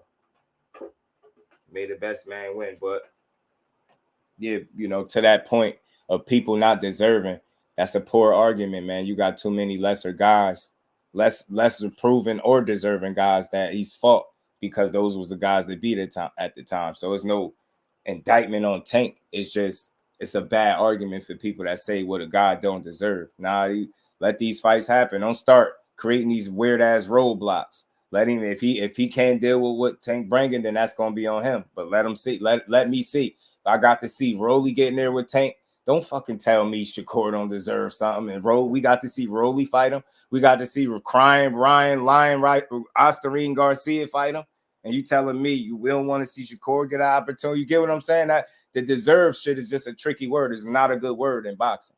You don't deserve. I'm like, man, the hell they deserve. So it's not about deserve. It's you shown that you top quality, man. Get in there and fight, bro. Simple and plain. Get your ass in there. I had to watch him smoke Big Rolo, bro. Don't tell me he don't deserve a shot. If he can't beat him, so what? Then he can't beat him. But don't cry about how you think the fight gonna play out. Let it play out. Tank is bad. We all know it ain't no one way to get it done. So if you think it's gonna just be a matter of I'm just gonna move away and I'm gonna coast to a victory, that's not gonna work. We all know that shit. So you get what I'm saying? I'm interested to see what the game plan to be. I want to see it. Get what I'm saying? Because that don't get no tougher than that, man. I'm telling you, that dude was an apex predator of the worst kind. And the way he seek and destroy Frank Martin was savage. Like, man, I was like, dude, I'm seeing how red this guy's face is, and he in there smiling, and I'm like, yeah, buddy ain't got it all, and Frank Martin is uncomfortable as hell. And it's getting bad, man. It's gonna get bad, and it did. Next Gen was good with it. Bob Cashin, I think so too. That's why he pushing the whole Shakur don't sell, but Loma do, right? Get your ass out of there. That's okay. That's okay. I don't mind seeing Loma take that dirt nap. That's fine because we already know what time it is. It's cool.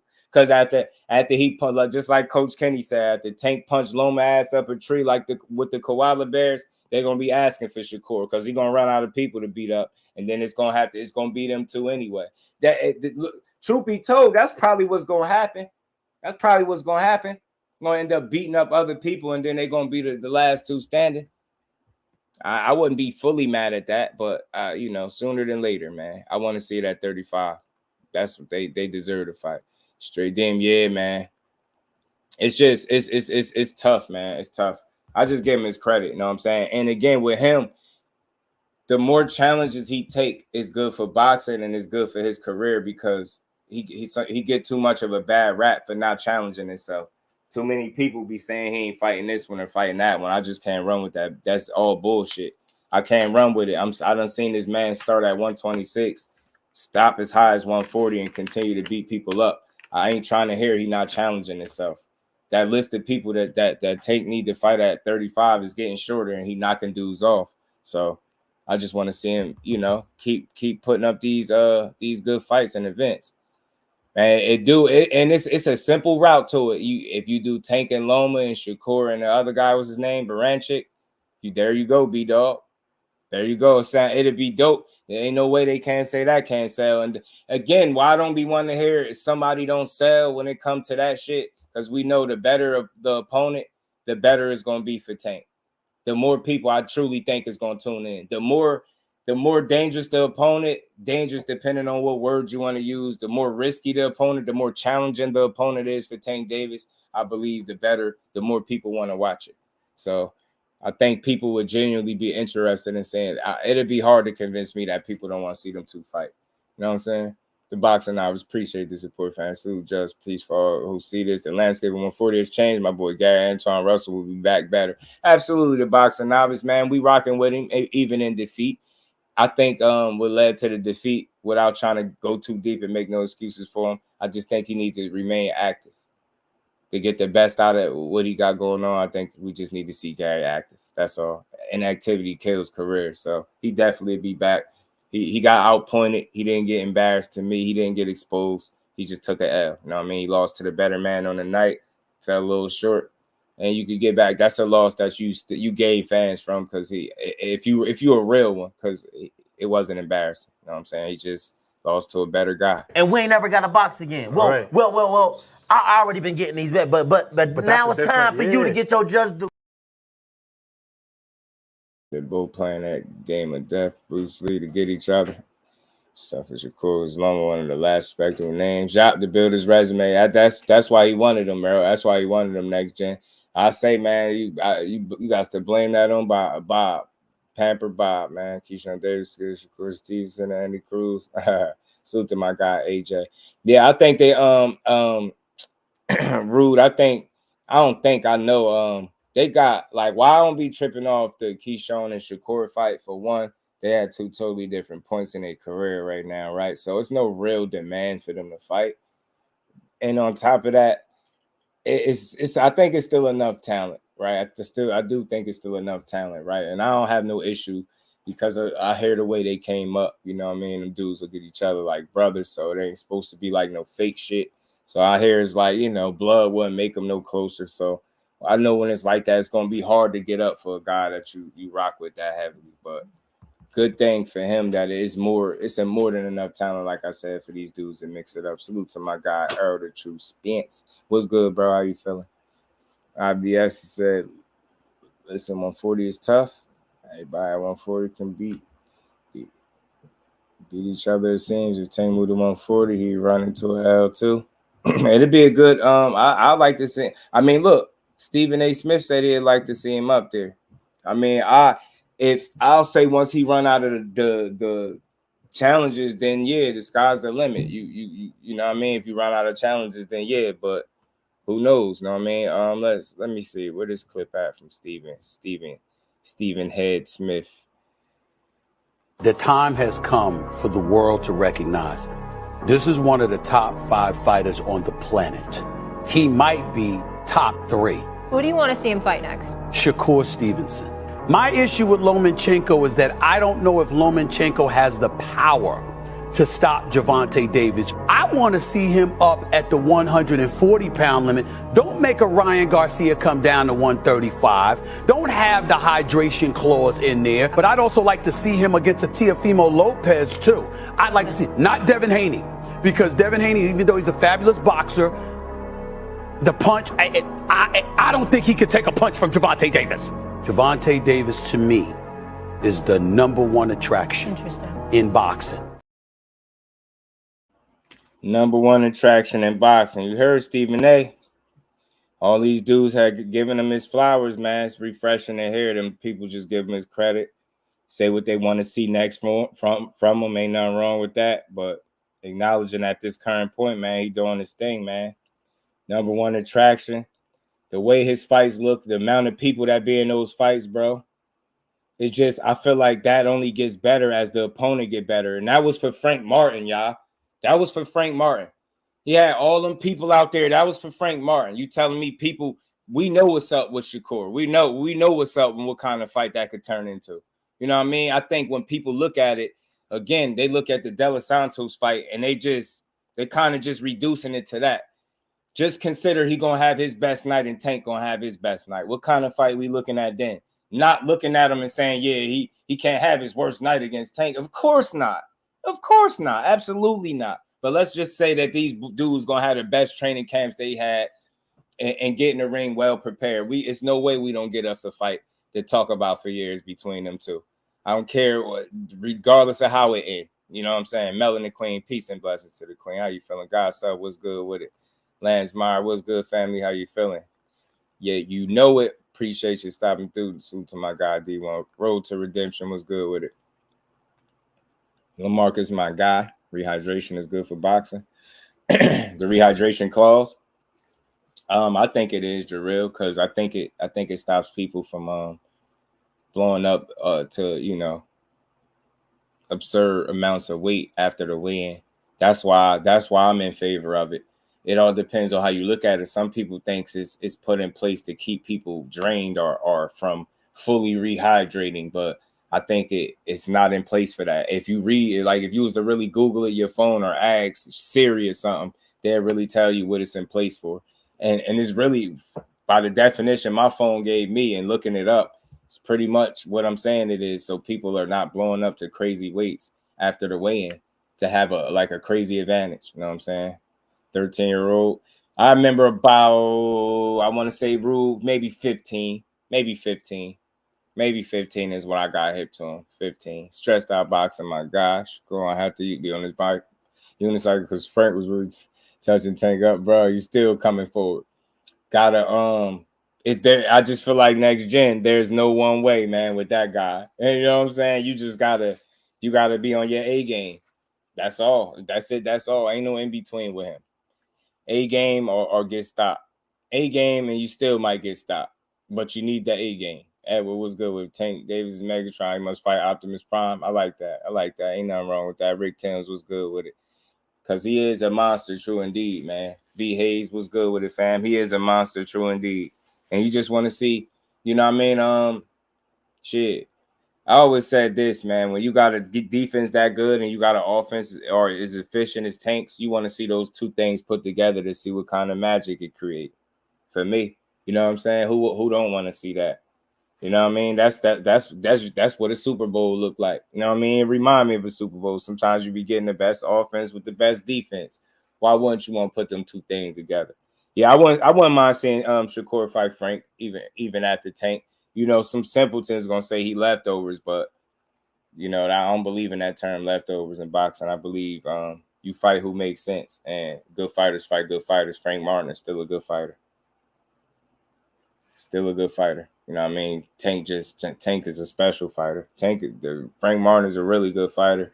You know what I'm saying? Tank is a special fighter in my opinion. I think that's the difference. Frank and Keyshawn, still good fight, still a cool fight. Still a good fight. All these matchups are good, bro. I don't create dialogue or conversations that remove those fights off the table by making excuses.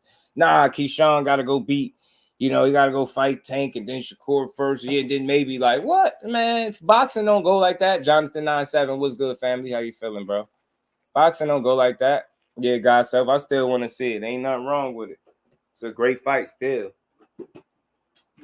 I'm okay with Shakur going down in history as one of the most dug boxers of all time. Telling you, that's what it's going to look like. People keep making excuses not to fight. I'm talking about one performance. Horry Faints, my guy. What's good with it, bro? How you feeling? That's all I'm saying. Everybody can have an off night. Nobody in boxing has their best night every night, bro. You just better hope when it's your turn to have an off night that you could find a way to win. And I mean that wholeheartedly, because 9 times out of 10, you see a guy have his worst night. What happens? He loses. So take a special guy to have his worst night of his life and still win. I don't care what nobody say. Maybe they can't see it that way, but for me, take a pretty special talent to have your worst night and still win.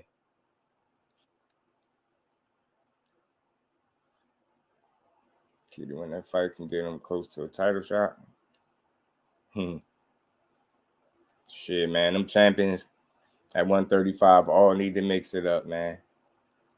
Loma need to stand tall on this Tank fight. If that's what Bob Arum want, cool. Sign up. He's signing you up for your slaughter. That's cool. That was about to happen. Frank versus De Los Santos. Still a good fight, SP. De Los Santos is a good fighter. I like him. I like De Los Santos. I want to see how he look in his next fight.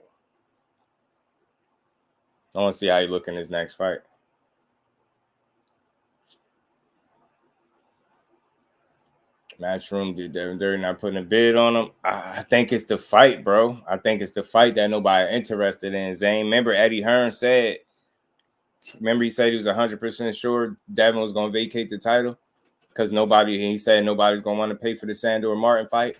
Now you fast forward to today, all he did was highlight the truth. He was just telling the truth. I don't think that has nothing to do with Devin Haney. It's just the situation. Like, it's just the fight in and of itself. It's not an appealing fight like that. That Frank is disrespecting for pulling out. Yeah. That's why. Oh, nah. I don't think he won't. I don't think he will not fight him. No, Teach. I don't think he said that. I don't think he said he won't fight him. But I think that's still kind of why he feels the way about Frank Martin that he feel the way about him. Like, he don't really care for him too much. I think he feel like he ducked the opportunity to fight him. And I understand when your money ain't right. You know what I'm saying? Keyshawn versus Muay Abdullah. Mason versus Canbo. Tank Loma undercard. That's a good one. Salute to my salute to my guy IVS, man, in the Cash App supporting the grind, man. Much love, much appreciation, IVS. And we ain't never got a box again. Well, Right. well. I already been getting these bet, but now it's time for you to get your just do. Salute to my guy IVS, man. Appreciate you, fam.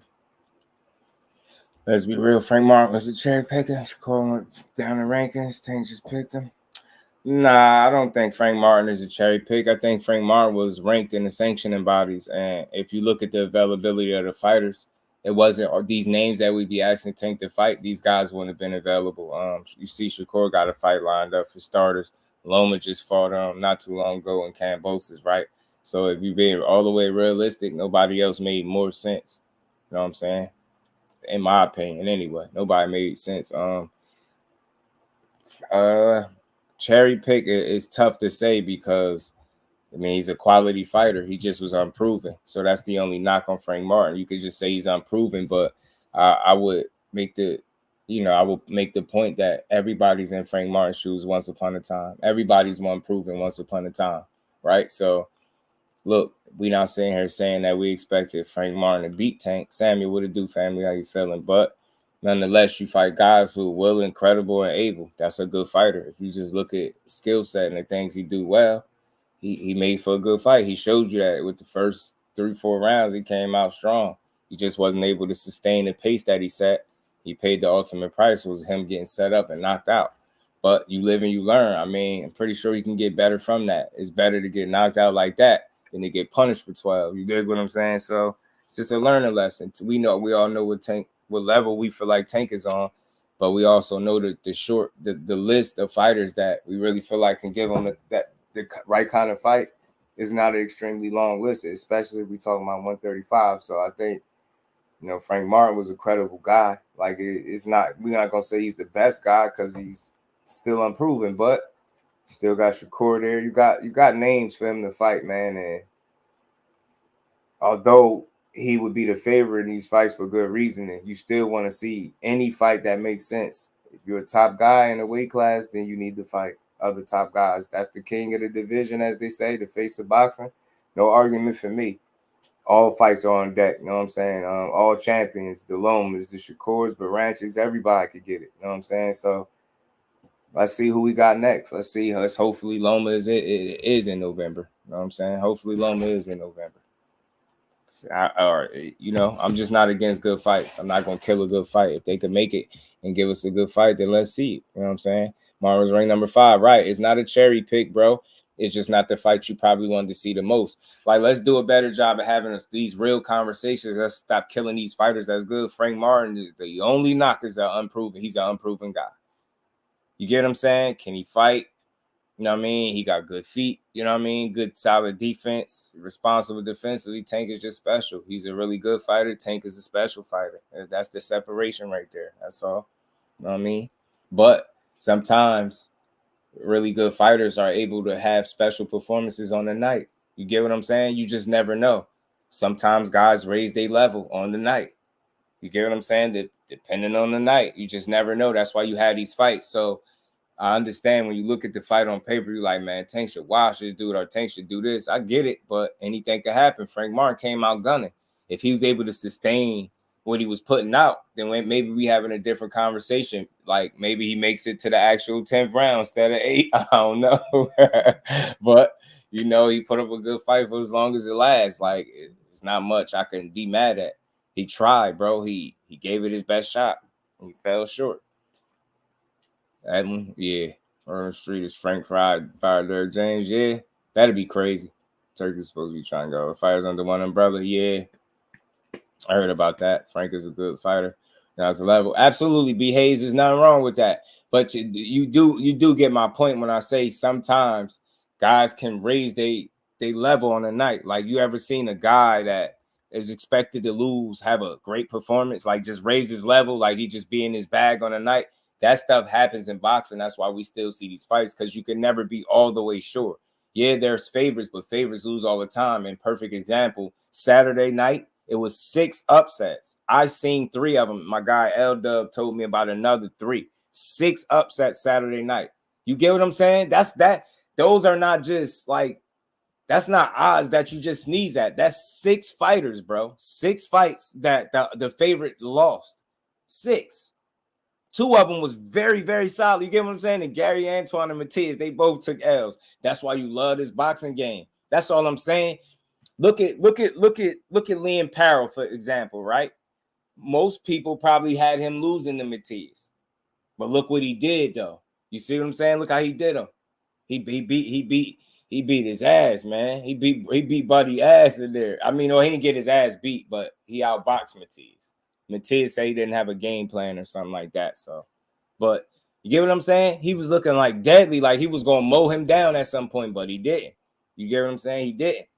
So all I'm saying is, you know, the more dangerous guy, the puncher is not. It's just guaranteed to win. You still want to see the fights. We don't want to anoint and give guys wins without even fighting guys. I want to see all of them. Is all I'm saying. I want to see every fight. Martin was ranked 8th. I don't know. I think he was ranked higher than that. I thought Martin was ranked higher than that. I'm not for sure, but my thing is, all right, for conversation purposes, let's be real. Who was Tank? Who would you prefer Tank to have fought? Who you think he should have fought? Tank to Chucky at boxing? Hell yeah, he like a badass kid that could fight. And Frank might quit. He got iced twice in a row. Turk trying to turn boxing to UFC. It would be terrible for boxing. I'll say this, Black Belt. If you could eliminate the size of the streets, I'm cool with that. I actually, what round Frank Martin was getting knocked out, right? Yeah, okay. So what round is Tank knocking Shakur out in? Real question, because it's different levels. See, that's different. Like, it's hard for me to predict that he'll get knocked out.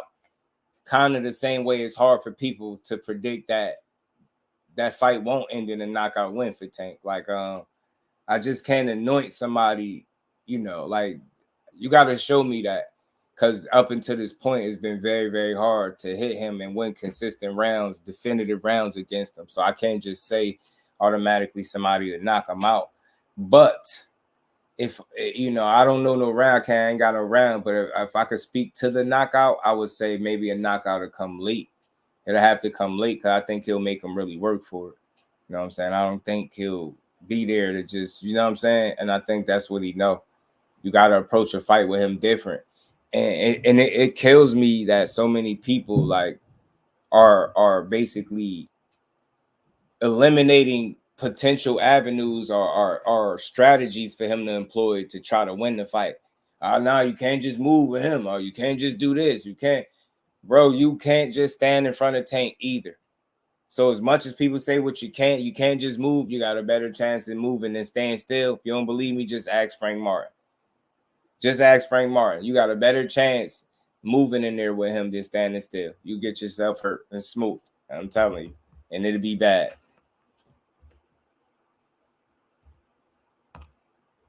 It'll be all bad for you. You quickly had a specific round. Yeah, for Frank Martin, because I know he's inexperienced. 8 to 10 for Frank. I was saying 8 to 10.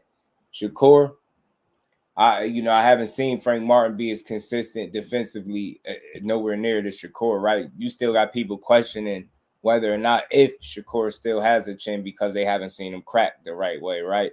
With Frank Martin, I seen him hit and buzzed. I seen him troubled by guys that I think were a couple levels lower than Tank. So I felt like Tank would be able to get him. I thought he would make a mistake, and he did. You know what I'm saying? Don, what it do, fam? My BLK Prime or Don King put a purse bid in for that. Why didn't he? That fight was bad. Nah, he already had a date. Let's be real. He already had a date. Shakur already had his date. Yeah, I know when it was announced, but he had the date before that was announced. They just didn't tell nobody. He already had a date, and he under contract. Bob Arum will want to make that fight. It's not up to Shakur to make the Tank fight. You get what I'm saying? So he really wasn't available because he's already locked in with a date. Best believe, like, they been had that date for him. July 6th. It wasn't, when we got it, it's not when he got it. Like, he been knew when he was fighting. You know what I mean? And he knew who he was fighting. He was fighting under UFC rules. He not making $34 million to fight. Don King bid it. He on Man Down promotion still, Frank. Yeah, I believe so. I think, he's with Man Down. That's Errol is still his guy. But yeah, so let's be real. He wasn't available. You know what I'm saying? And the thing is, I'm telling you, I really think he fought the best available person and the easiest fight to make on top of that. I just think it was a very easy fight to make. So you got to think in terms of business too. Availability and nobody want a headache trying to make no fight. Frank Martin didn't provide a headache for him. You know what I'm saying? Think about the fight, the winner of Ryo and Pitbull. Ryo and Pitbull. Think you going up to 140 to fight one of them? I don't see it. I don't really see it. I don't see it. I don't see it. I don't see him doing that though. But I could see a Ryan Garcia rematch before I see him rematching Pitbull Cruz or fighting Ryo. If you think about it, Tank fought quite a few undefeated guys by now. I think it's like 8 at this point. So I don't know. He usually don't fight guys with, I mean, I don't know. Because Ryo got a couple losses back to back. I don't think he's an option for real. Frank will be like Rashad Evans. That's funny. Surprise happened. I'm a Tank fan.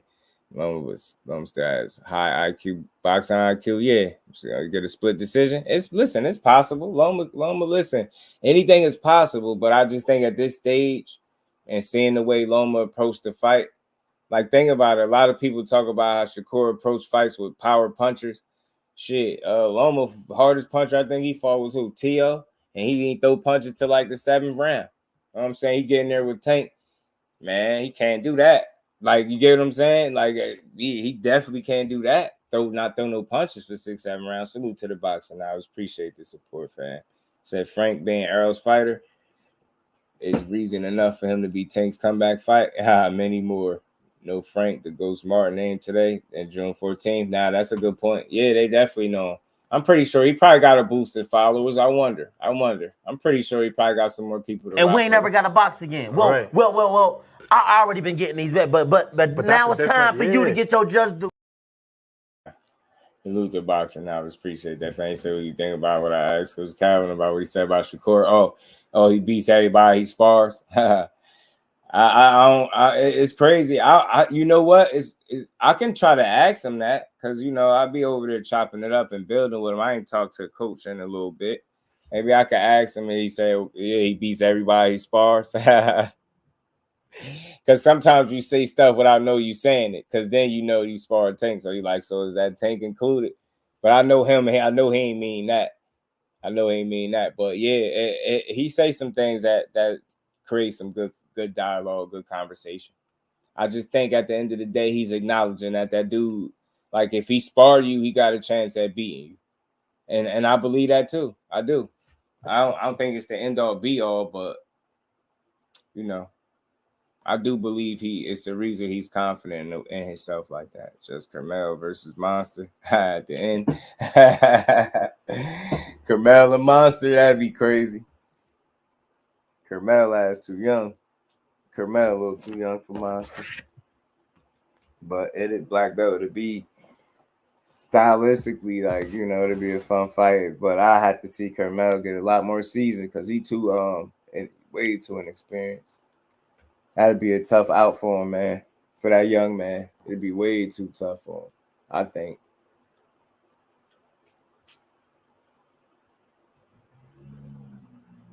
Monster in 2026 for all the belts. Shit, I had to go with Monster. Just too proven, man. Carmel need more. He need a lot more seasoning to deal with that beast. Ryan made it getting his. Liz Bob. Yeah, Drew. Yeah, Andrew. He shot out. He would be 19. Yeah, he'd be too young. He need more seasoning than that. I know he do, because by then he probably 2026. Probably still probably had less than 10 fights, possibly. Yeah, he just won't have enough experience. That'd be the problem ultimately. Remember, stay away from that rap and Japanese. Right. And Monster anyway a dog, man. Monster anyway is a problem, man. Take or hurt Loma. They like Coach Kenny say, he gonna punch him up the tree with the koalas, bro. He gonna punch his ass up the tree with the koalas. I'm trying to tell you that orthodox Tank Floyd will fast track him. Yeah, we'll see, man. I like what they doing with Carmel, though. I like it. I like what they doing with him. I like what they doing with Carmel. Let me play what Paulie had to say about Tank, because he gave him his credit too. He gave him his flowers, man. Super impressive. When I call for the Stevenson fight, it's not a criticism of Davis. I think I rate this win maybe the best, my favorite win for Davis. Not because the fact that he beat Frank Martin, who was a solid guy in his own right, but it was the way he went about it. I really liked the way he went about it. And this after 14 months off, no less. So if this kid would stay active, stay focused, stay in the gym. I mean, he does already stay in the gym, but I'm saying stay active, stay sharp, and fight the big names. I mean, you got so much star potential. He's still only 29 years old. I mean, it's all there. It's part of it is just frustration, but you want to see the best possible matchups at the same time.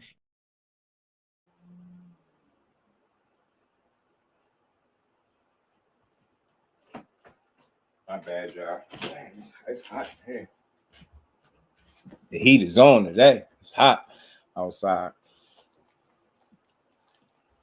I like to see all these dudes giving him his flowers now, but you heard what he said. He still want to see that fight. You see what fight they want to see. 12 brutal rounds. What's good with it, fam? Anyway, from Planet Vegeta, I swear he is. I think Shushu will beat anyway. But I just think that the key with Inoue is getting the experience to deal with that guy because got a lot of experience right now. You just want to be smart when you going in there with him because he is a killer in there. Probably becoming like one of these annoying yappy little dogs. I like Paulie though. I like his I like hearing him break down certain things, man. He be on point with it. Not, of course you gonna always disagree with something somebody say, but he really know boxing. And I don't be feeling like all his takes be emotional, like it's hell. Like I'm personal, should I say, because he a pretty fired up dude, but I just tell him his trunks. Jason Brown was good with it, man. He said Boston Celtics run the NBA. They win again next year too. Salute to Jason Brown, man. A name like that, I know you a Celtics fan, huh? Salute to you, fan. Appreciate you sliding through, man. You make sure you smash the like button so this is the channel. We're gonna keep rocking, man. Shushu and Inoue would be a good fight. Shushu probably punching harder than anybody anyway face. So I have to be on the show. Yeah. He is bigger. It's a bigger weight class. I just ain't going to anoint him to wins, but right now it's just easier to lean towards Inoue because of the experience. But I'm telling you right now, Shushu is one of those guys. I feel like if you he gets the experience, it's just not nobody that he won't have a chance to beat because he got it. He got it. The mental, he understands. Like he be in shape, so he got that part down pat. His mental game. He's a mentally tough, I think, kid right now, man. That's what I see from him. Man, he got a hell of. I love his temperament. He come to fight. He don't come to play no games. Oh yeah, for sure. You already know, sir. If he be going in, don't he? Nah, he right. Samuel, I got to see him fight twice. He got good team, good family. I like his dad. Got good people around him, yo. Shushu in good shoes, man. No pun intended, but Shushu is in good shoes right now. In good hands. Baby buzz sometimes. I don't know why. It's the approach. I think it's the frame, SP. I think it's the frame, the wiry frame, bro. I think it's the frame because Shushu kind of got some long arms. And it's temperament. That's what you see. I think I know what you see, SP. It's the temperament and his frame. Is buddish. You know what I'm saying? Like, Bud temperament is to hurt you. Bud be trying to beat your ass in there, especially if you clip him with a shot. You know how Bud get down. That's why I can't wait to see his fight against Madrimov. I think he's gonna kick his ass. That's what it is, SP. The frame, long arms, and temperament.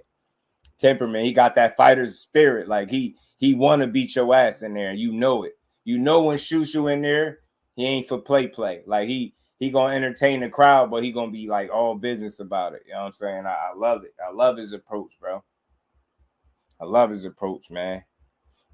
And he seemed like he getting better and better with each fight. He make these subtle improvements, and he gaining more and more experiences. It's only gonna make him a better fighter down the stretch, man. He gonna be tough to deal with. Tough to deal with.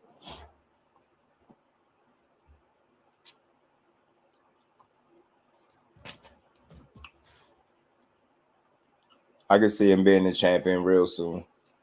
Monster get touched too much, and Shushu get the landing clean. Monster getting beat up. I would say my first question for Monster would be when he planned on going to 26, because you already heard him say he scouted Shushu. He was there for that fight. but he slid out. He slid out, and he said he ain't moving to 26 till his body is ready. So probably be a little while before he get up there. So my thing was, how would he look at 26, bigger weight class? Because, and that dude started at like, what would they say, 105 or something, 108? He was lighting the ass, yo. The Butcher said Tank need to fight the money fights. Shit, it's crazy because he is the money-wise and Sack dragging their feet. I hate it too, Andrew. I think they should get with a chop shot. What's good, family? How you feeling? Good, brother. Appreciate you sliding through. And we got to move up. I won't go down either. Nah, hell nah. You ain't, don't go to him. He got to come to you. Mm-hmm. Right. Yeah, man. You know, but Tank is shit. Tank is the money fight. That's the crazy part. I feel like the better his opponent is, the more risky it is his opponent is, the better people feel like his opponent is, the bigger the fight. He in rare company right now. He in rare company right now. Loma fight will get him paid. I believe he gets paid no matter where he go. I think Loma makes sense. Let's see. I ain't mad at neither one. It's just, you know, politics is a bitch, man. But you know, the good thing with the Loma situation is you hear Bob Arum talking like that's something he interested in, like, you know, something he want to do for Loma. I say if that happens, then he cashing Loma out. I don't care what he said, because I don't. That's a risk. That's going to be the biggest risk Bob Arum took in some years. I'll tell you that. Monster fighting TJ Haney, might as well go to 126. Right. I try to fight in New York too, not Japan. Hell no. You go to Japan, you in his world. Just know that. You know what I'm saying? SP, you go to Japan, you in his world, bro. It's almost like going to sleep and Freddy Krueger got you, bro. Like you in here, once you in his world, man, it's good luck. Good luck. You in his world. Bray Marlon, what's good, family? It is in Japan, say no duck. Yeah, I'll be like, hell nah. If it's in Japan, that's gonna be a no for me, dog. That's gonna be a no. That's going to be a no for me, dog. It's going to be a no. You shouldn't even be mentioned to fight anyway if you ain't top 6 or 7 in the division. Yeah, you gotta be top dog. Gotta be top dog. I saw Tank be lonely even back in the day. Yeah, me too, Chop. But you know, you can't tell some of these people that. So But they kind of nervous. They kind of nervous with seeing it. It's like they don't want to see it because they feel like he might mess their boy all up at this point. He gonna beat their boy ass. That's what it gonna be. Cruz or Garcia's big payday fight. Those are money fights. The Butcher, I can't lie.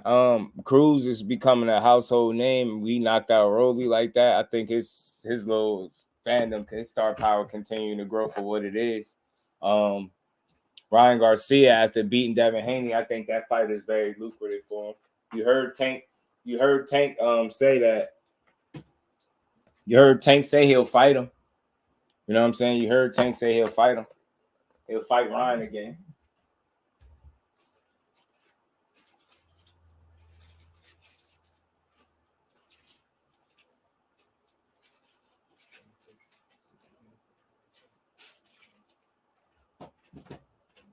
My bad, y'all. Tank will make a big statement if he stops Loma. Yeah. If he's the first one to stop Loma, yeah, hell yeah, that's a statement. And it'll be him coming off a big win, one of his bigger wins. I know it's Kambosos, but he looked good in that fight. He stopped Kambosos to the body, beat him up the whole way.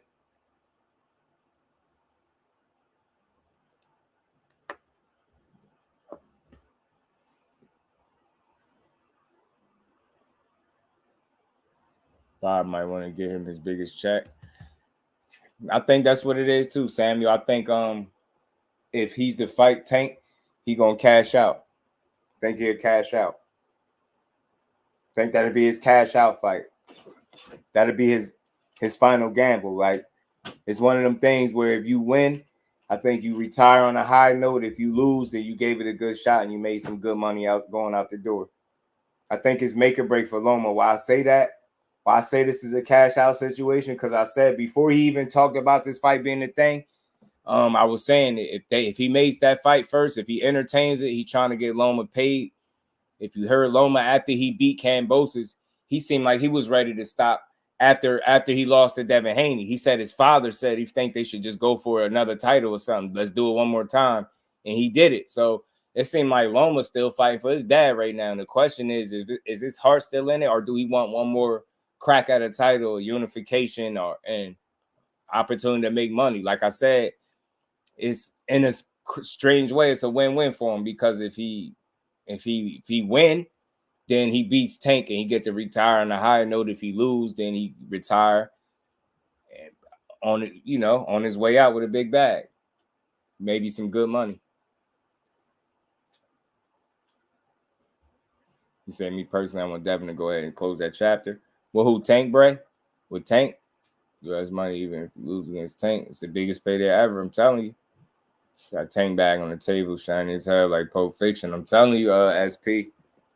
My thing is, when you get that opportunity to fight a guy like Tank, you don't give up. I mean, you don't not take it. You'll be a fool. You'll always be kicking yourself in the ass for that. So that's why when people say Frank Martin wasn't ready, he had no choice. He had to be ready, because you just can't turn down an opportunity like that. You'll be a fool. Because what if you win? And you got to think that it's a chance you could win. So you got to take it and go try.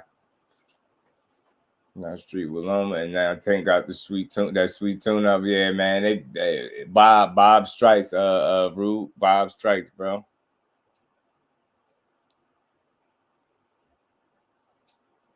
Yeah, Tank, yeah, for sure.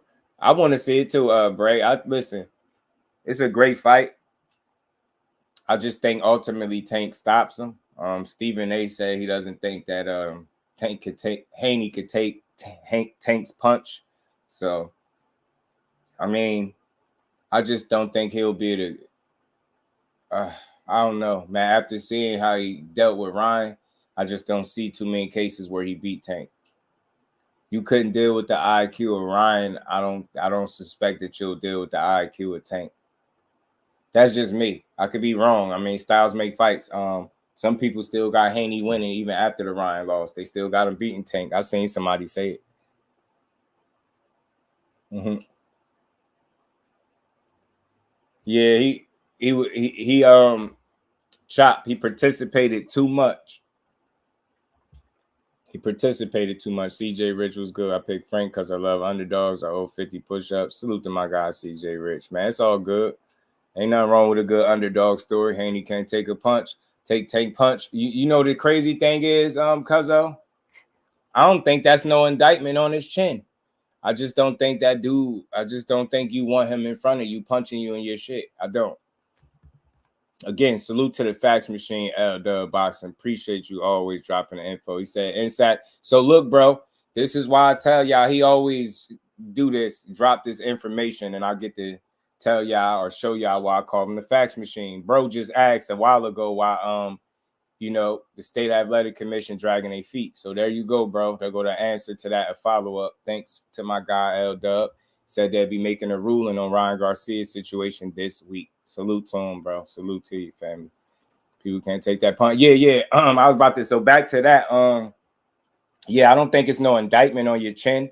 I just think with 8-ounce gloves on and no headgear, I just don't think that's a guy that you need to be punching you in your face clean. You get what I'm saying? Like, it's just no other way I can say that. You don't want that happening. You don't want that happening. Salute to L-Dub, man. Appreciate you, fam. What Roger say? Stephen A don't know shit about boxing. That dude be stealing other people's takes. Yeah, he had an interesting take. He said he don't want to necessarily see Haney and Tank because he said he don't think Haney could take the punch. He said he's a fabulous boxer, but he don't think he could take the punch. He said he wanted to see him and Shakur fight. He said he would like to see him fight Ryan at 140, not make him come down. He'd love a fight with him and Teofimo. That'd be a good fight as well. Teofimo is an entertaining fight to watch. One thing about him, he typically performs when you think he not, that's when he perform. When you think he gonna just have his way or it'd be easier night for him, that's when he struggles. So I think the better the opponent for Teo, the more I think he fight to the level of his competition sometimes, simply put. So you put somebody in front of him that's dangerous, I think he has a tendency to kind of rise to the occasion, rise to the level, and fight a good fight. You know what I mean? But I don't got him beating Tank either because he's an up and down performer and he makes enough mistakes where I think he gets clipped too. But damn it, that'd be a good fight, man. That'd be a damn good fight. So that's why I said this is going to be the talk for a while. What's next for Tank? They throwing Loma out there. Look, I just want to see all the fights. That's why I had to have this conversation because we was talking about this earlier. I said this before. I get tired of people saying what another fighter don't deserve based off something foolish as having a tough fight that you won. I can see if you lost the fight and you don't deserve something because you lost. And even that is subjective, man, and debatable. But we've gotten to the place in boxing where we now set standards. You got to win a certain way to deserve a fight with somebody else. Like, you can't just get the job done and win. You gotta, jump through a hula hoop lit on fire. Like, you get what I'm saying? Man, I ain't with all that, man. You win. As long as you keep winning, you deserve the biggest and best opportunities out there. Devin says he still be 10 years. They don't believe that dumb shit. Yeah, that's what I seen it as recent as today, bro. Ain't even talking for years and still trolling Tank. I don't care what happens. Devin allowed Tank to punch on him. Yeah, man. Now I want to see the fight. Look, I would love to see it. I would love to see it because it's still a good fight. It's still a good fight. Tank and Devin is still a good fight. Just because he lost to Ryan don't mean I don't want to see that fight. I still want to see it. He said they be treating it like it's relationships. Oh, no, man, SP, man, that's a fact, bro. He's stupid. You stupid. That they be treated like it's a relationships. That's a fact. Tay, how you feeling, Queen? Good to see you in the building. How you feeling? They fighters when did people get so yeah, exactly, Cuzzo. That's what I'll be saying, man. I always want.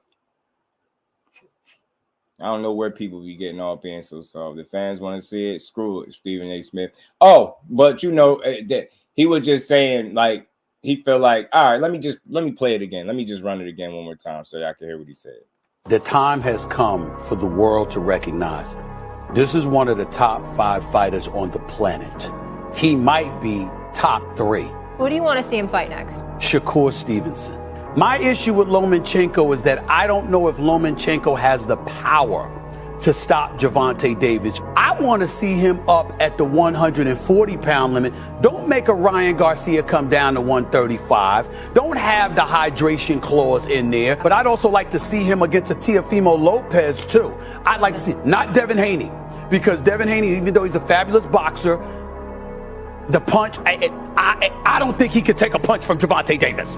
Gervonta Davis, to me, is the number 1 attraction in boxing. Number 1 attraction in boxing.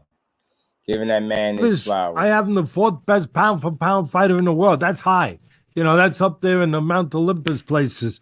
And he's done nothing to make me think that that's wrong.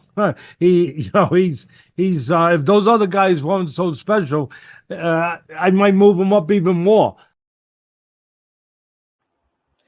He said he got Tank at number 4 pound for pound. He might move him up even more, but I think all he got to do is just continuing to win.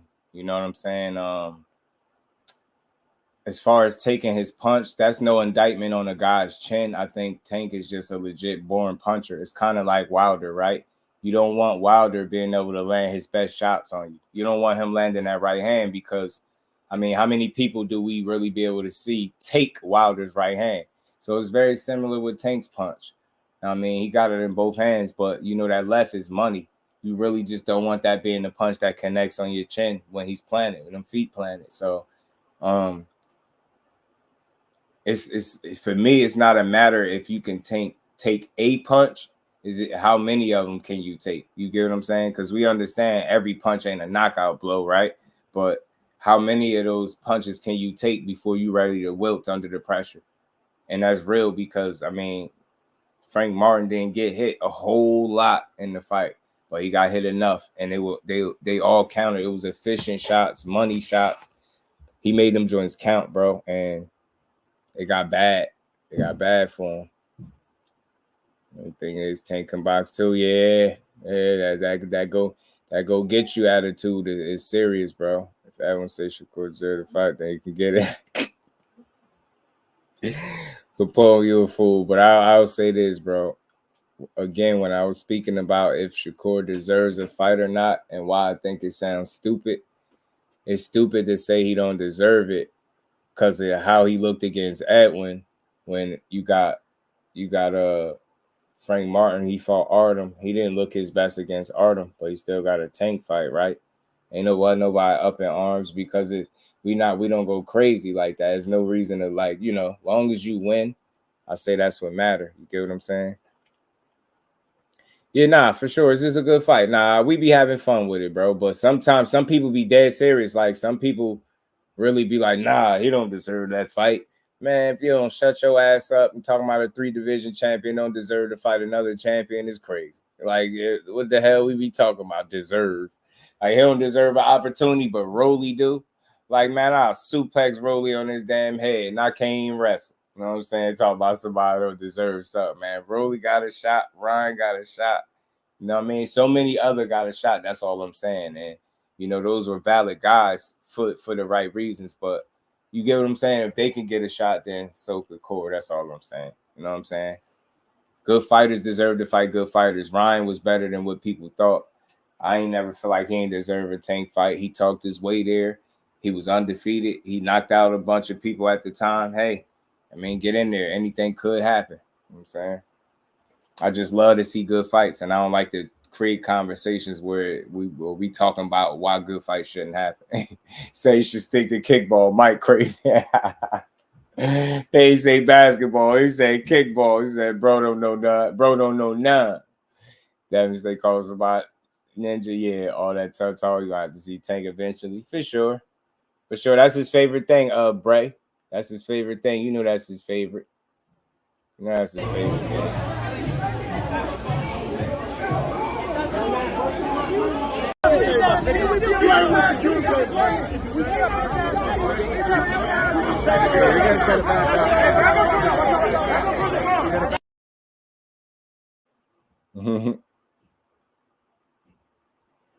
They be tripping, man. You know, Tank Hill in the past. I'm not gonna lie to you guys. You know, and it's been my fair assessment. But man, the way he was able to deliver that shot, man, my gosh. And it was exactly what I thought it was gonna be. It was gonna be an uppercut because when I was watching film again on Frank Martin, he kind of you know, when he shows up, he brings that his lead hand up a little bit too high, kind of blinding his peripheral. And I thought Tank was going to be able to land that left uppercut, and he freaking landed that shot, man, and then finished it with that left hand cross. But the way he did it all night, pressing forward, taking shots, just being patient, just weathering the storm very early. And again, I said, if you look at my write-ups that I do on ESPN.com, he doesn't mind being behind in fights because he believes in his power, and he carries his power all the way through the damn fight, you know, just as well in the first round and the 12th round. Yeah, but he don't just believe in his power. He believes in his ability to be able to land the power. He believes in his skill and talent, his ability. He believes in his coaches, his team, his game plan. He believes in him and every aspect of it. And that's why you see him approach the fights the way he do. That is something that I continue to say. That's why I be playing these clips. If y'all ever wonder, it's always the reason why I play these clips, because these fighters be saying shit that I've been saying for a long time about this dude. That comfort level was something different in there, bro. Staying patient, staying poised, understanding that you're going to get the job done. Like, there's no panic. There's no rush about this dude. And he just patiently just stalks you, man. He literally, like, mentally drained the energy up out of Frank Martin. And you've seen it mentally. Like, he mentally drained him and then took him out. It was crazy to see. Yeah, I'm telling you. Or you just keep him off balance, Terrell. You can't stand in front of him. It's just no one way to do it. You know what I mean? I like that. I played that because he had to give him his flowers, LeVar. He had to right there. You get what I'm saying? He couldn't take from him.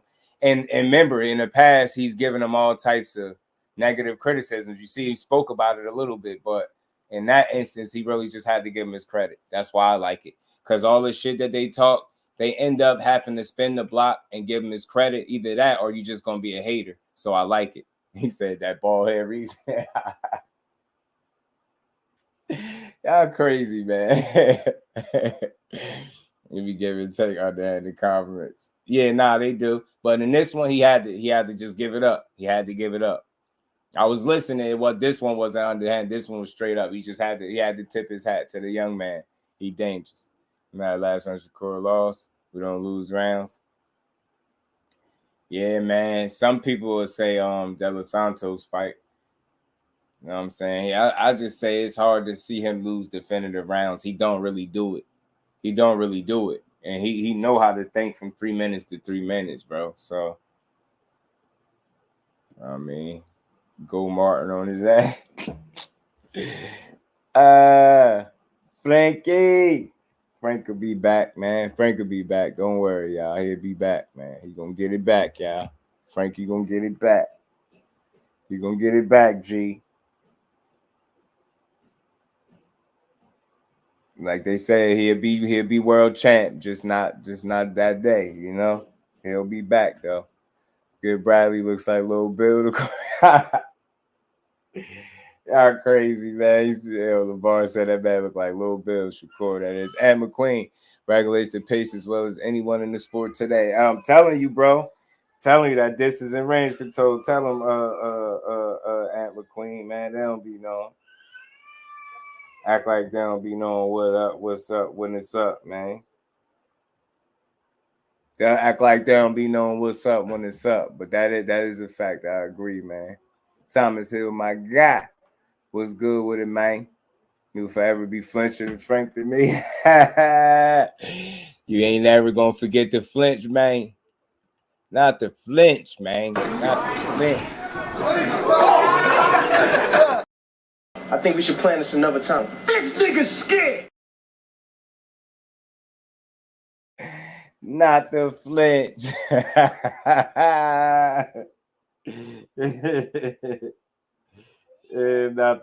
Not that good old flinch, though. Not that good old Flinchington, as they call it.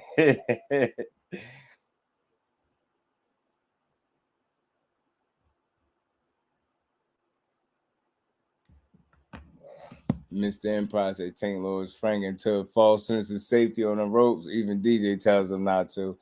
My thing, I think what I was most impressed by Mr. Empire was Damon was good with it, fam. Just Blaze, what up? Was good, fam.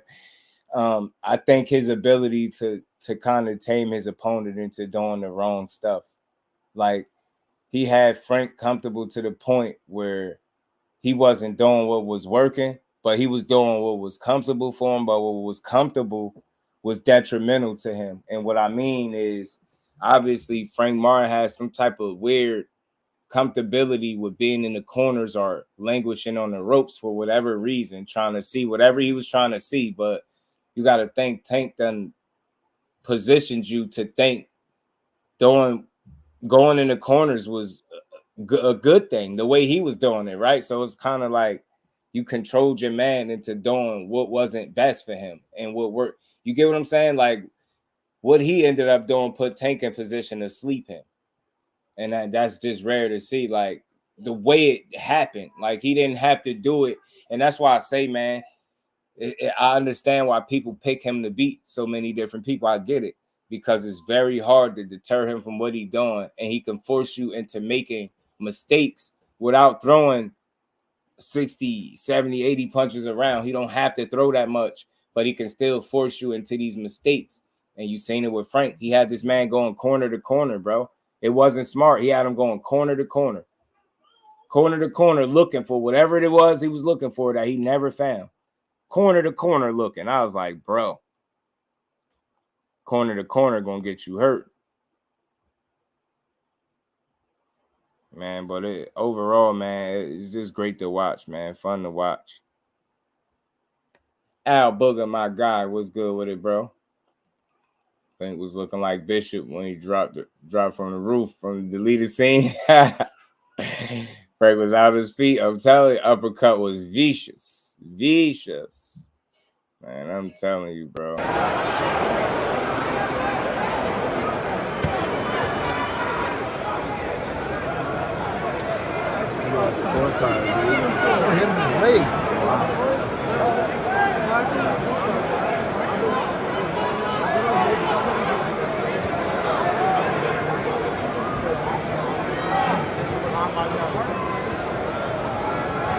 on, David.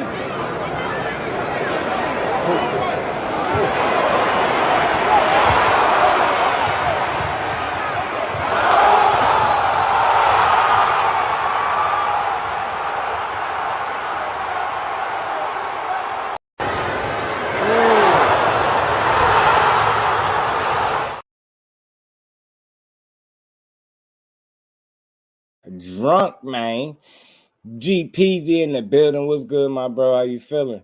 Rap Central in the building. Look like Julian Jackson knocked out Terry Lewis. Julian Jackson used to punch like a mule kick, didn't he?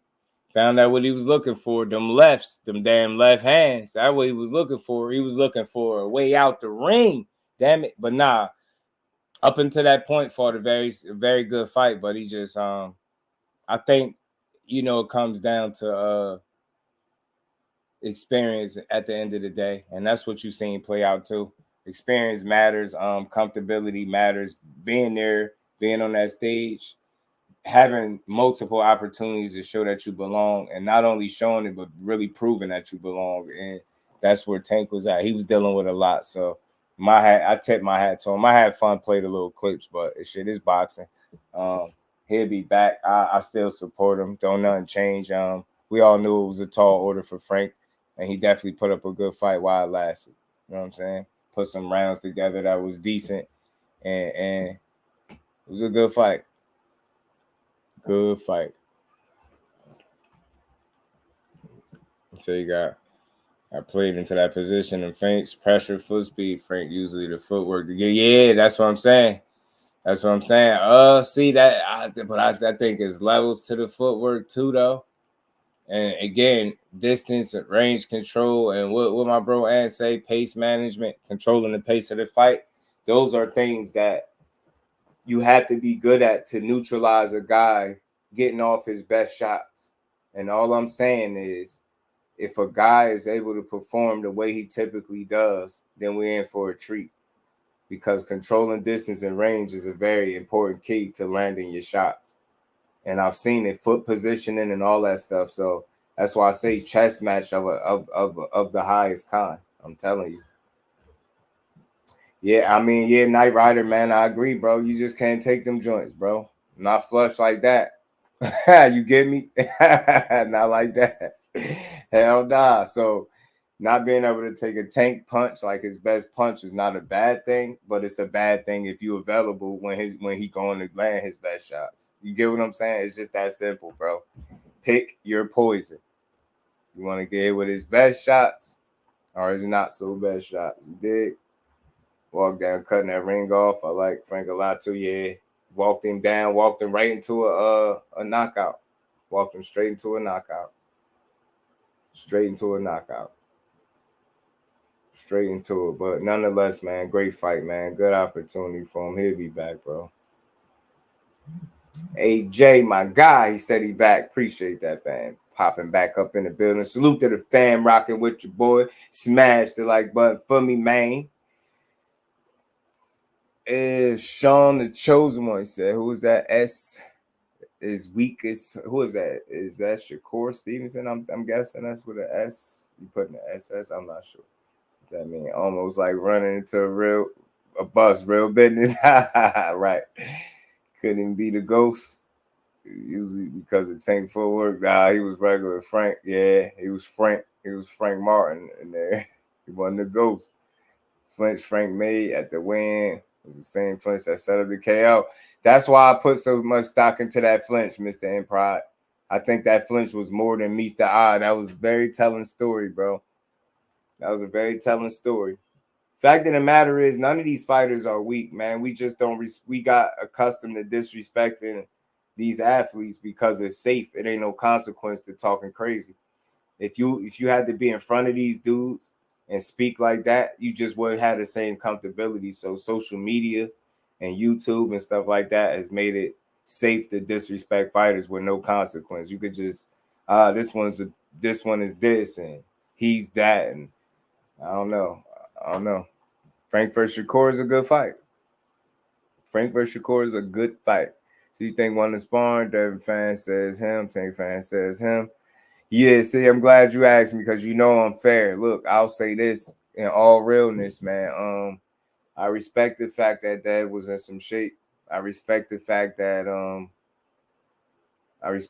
he was in shape. He was he took some hellacious shots, stayed up on his feet, kept fighting, and outlasted Tank. But if we keeping it all the way 100,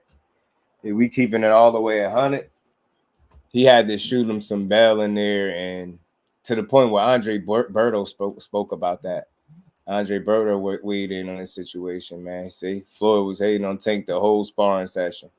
LOL, coaching Devin the whole, all through the shit. He said he knew Tank wasn't in no kind of shape. Devin was working on that boy Floyd. Diabolical, boy. So you see, like, all that grabbing of the arms and all that stuff that he was doing, I felt like that was very telling to what he understood was the danger that presented itself in that ring. Because if that wasn't the case, he wouldn't have been grabbing on his arm, pulling on him, doing all this weird shit, coaching Devin. Like, it was very weird when you really watched the video to, entirety. So, I don't know, man. Floyd, I just feel like if that was a fight and it got stopped like that, you already know. You know what I mean? I don't think you could really win the sparring. Did he outlast them once they resumed it after they stopped it? Yeah, but if that's a fight, that's over with. You know what I'm saying? That's good night, Irene. Zoom verse, my God, how you feeling, Brody? Peace, family. You know what I'm saying? So it's good night, Irene. So I mean, make of what you want. At the end of the day, I just think it was good work. Devin was very brave to try to hang in there. He ain't had no quit in him. He kept fighting back. But like I said, once you jump in there to stop it, and it's so many different people that are figures in boxing that seen that said the same thing. Yo, that's a fight and you stop it, it's over. They say they legit felt like he was hurt at the moment where AB jumped in there. So, you know what I mean? Tank is him. Nah, that's a fact. Sean, the chosen one, he is him. And now, yeah, Floyd know it too. Floyd definitely know it. Matter of fact, the chosen one, Sean, Floyd knew it before us. That's why he signed him. You dig? He been knew. He been knew he was him. Matter of fact, even that sparring session, shit, that got Tank signed, didn't it? So, Jay Tassie, what it do, fam? If you trying to speak different opinions, you already know, man. Nobody getting blocked for their opinion over here. As long as there ain't no disrespectful stuff, man, you would come in here and say you got whoever get knocked out by whoever. I don't care. You know what I mean? Chris, what it do, family? How you feeling, bro? Salute to my guy, Damon, man. The people say Dad was fighting T.O. leftovers, asking for a friend. That's just really pissing me off. Yeah, that leftover term is bad for boxing, LaMarcus, because it's almost saying that if you fight a guy and you lose to one guy, then you can't get another fight. It just don't make sense. You get what I'm trying to say? It don't make sense because you lost the fight. Don't mean you can't fight the next guy. There's no such thing as leftovers. This shit ain't food. Like, I know we say people be food, but they not food. Like, ain't no such thing as leftovers, bro. You fight a fight, you lose. All right, on to the next one. You get what I'm saying? I really hate the term leftovers. It's the worst term in boxing, bro. It's the word. It's one of the worst terms in boxing. Leftovers, duck. And I gotta think, but those are two of the worst, absolutely overused and worst terms in boxing. There's no such thing, bro. Like, all right, you know what I mean? You fight some. I just think it happens that way, bro, because they go so hard to discredit that man instead of giving him his credit. I just don't understand it. It's weird, man. People don't really like boxing, bro. I think Devin can beat Tank. Yeah, he got a chance. Any of these dudes at the top can beat each other on any given night, bro. But for my money, and then seeing how he dealt with Ryan Garcia, in my humble opinion, my honest, humble opinion, I just don't think Devin has the IQ. You know what I mean? I don't think he has the consistency to beat Tank. I think he's very smart, right? But I think ultimately, like, when he goes to get him, like, all right, put it this way. Like, we seen the sparring, and that's what headgear and 16-ounce gloves. Did you see when Tank turned it up? When he went to go get him, how he couldn't stop him from going to get him? And we just seen him do that with Frank Martin. If he does that to Devin Haney bends over to the right the same way Frank Martin does. That's a recipe to get hit with the same uppercut Frank Martin got hit with. And I'm just being real. So, yeah, I could see Dev winning some rounds from the outside. But when you know once Tank make up his mind or he's saying he's going to get you, now I want to see what you're able to do, being that he's not deterred by your punching power. And he's going to force you to make a mistake because he's applying pressure and his mental pressure. We just seen him do it with Frank. No, I'm not saying Devin Haney is Frank Martin. But I'm saying we've seen him do it to a guy that's relying on his movement to keep him in this fight. You get what I'm saying? That's going to be a large part of Devin Haney being successful. He need his feet. When Tank Davis says, no, I no longer respect what you're throwing back, what's the fight going to be like then? That goes for everybody, not just Devin. That goes for everybody. You better have an answer. That's all. And I'm not saying nobody's never going to have an answer. But what I am saying from what I've seen consistently, if he approaches the fight that way and there is no respect for what's coming back, good luck, bro. You better have an answer for it. If you don't, he's knocking you out. He's going to force you to make a mistake because you're going to run out of answers defensively. And when you're not creative defensively and you got a bad tendency of bending over to the right, which is his left side, you're going to get knocked out. I've seen it before. I know what's going to happen. I've seen Frank. Where Ant McQueen at? Ant McQueen was breaking down the film and we watching Frank Martin constantly make this same mistake of bending over. He legit did it in the ring. He did it in the actual fight and got knocked out. Like when Tank Davis is good enough where if you make those type of defensive mistakes and you have those types of lapses, he can force you into making those mistakes with his pressure. It's mental pressure, and then it physically fatigues you. You see a guy slowing down. You see it. I'm not saying it'll happen the same exact way for Devin Haney because I think Devin Haney is more experienced than Frank Martin. I think he got a different skill set. I think he'll use his legs different. I don't think he'll tire the way Frank Martin did, but I'm still questioning what you're gonna do when he say, "Yo, the hell with your punching power." I just seen him do it to Frank, and you don't punch harder than Frank. He can do it to you. Then what you gonna do? That's the answer. What's the adjustment when he coming to get you? It's different when a guy is filling you out and allowing you to box and move, right? But then when he say, all right, now it's time to go through the gears. Now it's time to go up a gear, turn it up a notch. Now it's time to go from filling you out. Now I'm going to go get you. I done felt you out for 3 rounds. Now I'm about to go get you in this 4th and 5th. That's what he be doing. That dude is stalker. He a damn apex predator. You better have an answer. All I'm saying is, everybody is beatable, but you better have an answer when that apex predator put up them earmuffs and he going to get you, bro, because it's going to be tough sledding.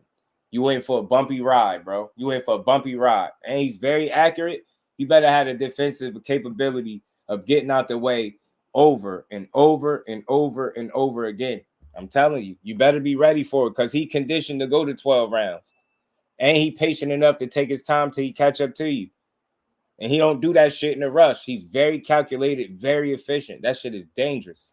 Say what you want, you ignore it. But he most likely is sleep your favorite guy.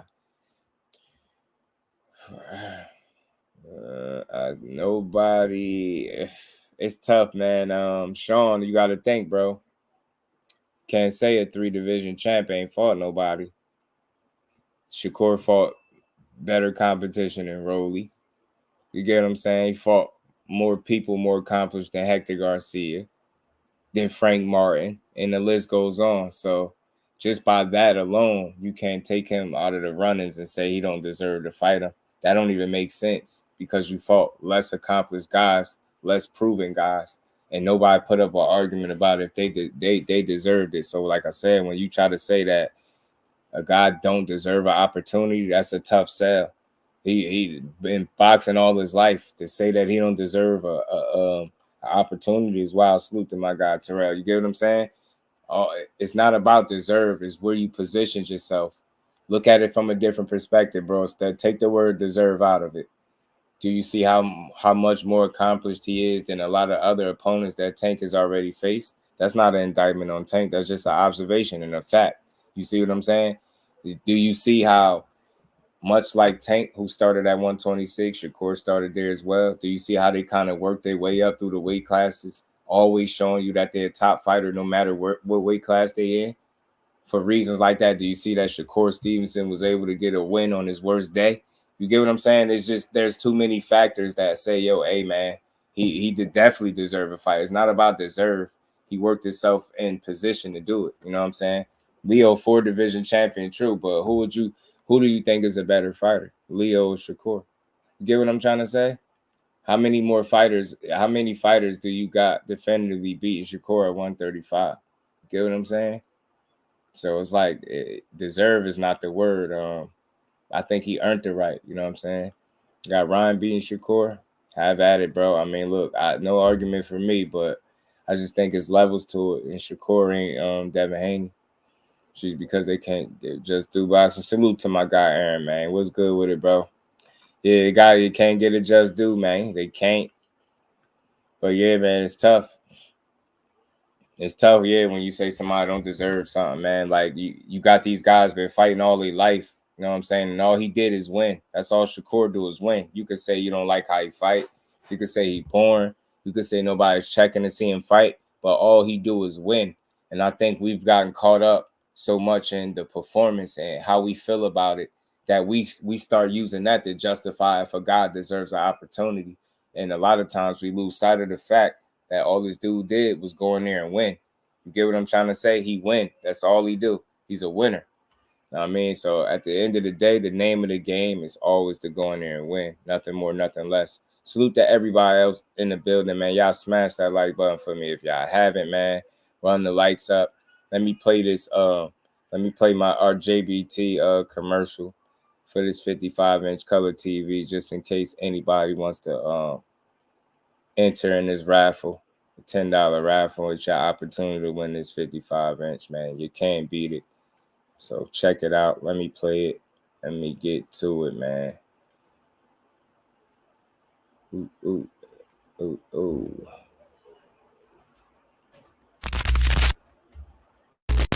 Hey there, folks. Welcome back to our channel. Today, we've got some thrilling news for all of you. We're launching a raffle where you can win a brand new 55-inch television just by making a payment of $10. Yes, you heard it right, just $10. Each entry must be made through Cash App with your name. The winner will be announced live at our GBT meet and greet on July 13th. The more entries you make, the higher your chances of taking home this outstanding flat-screen television. So, don't miss this incredible opportunity. Don't forget to like, share, and subscribe for more updates on this exciting contest. And remember, with each entry you make, you increase your chances of winning this amazing prize. Thanks for tuning in and good luck to all of you.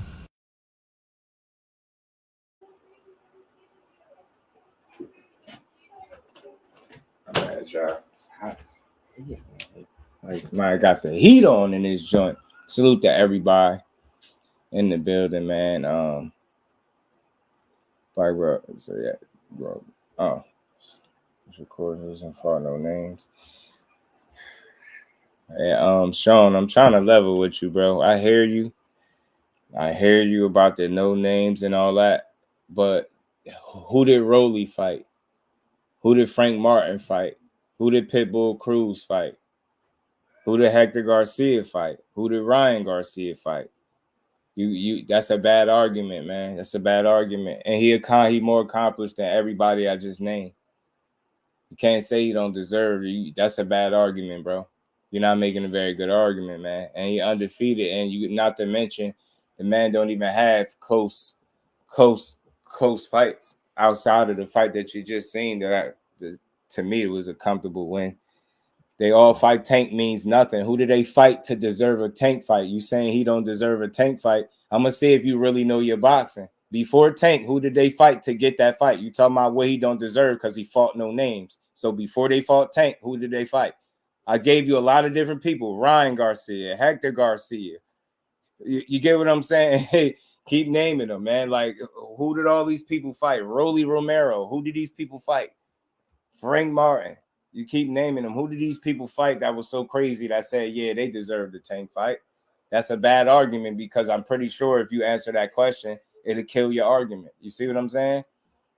You don't base, like, think about it, bro. They said Terrence Crawford, when he was fighting Errol Spence, didn't fight nobody. They said that same bullshit. That's not a good argument. Yo, winners win, bro, at the end of the day.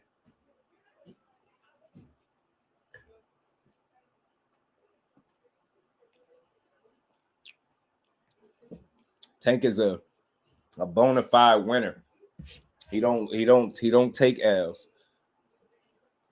He had good fights, but he don't take L's. You know what I'm saying? That's the same thing with Shakur. Them dudes winners. That's why they should fight. See what I'm saying? All politics and BS aside. And it got to be a reason why you making a fuss about how he don't deserve something, but you ain't made one comment yet that tells me that any of these guys deserve to fight either. You see how bad of an argument that is?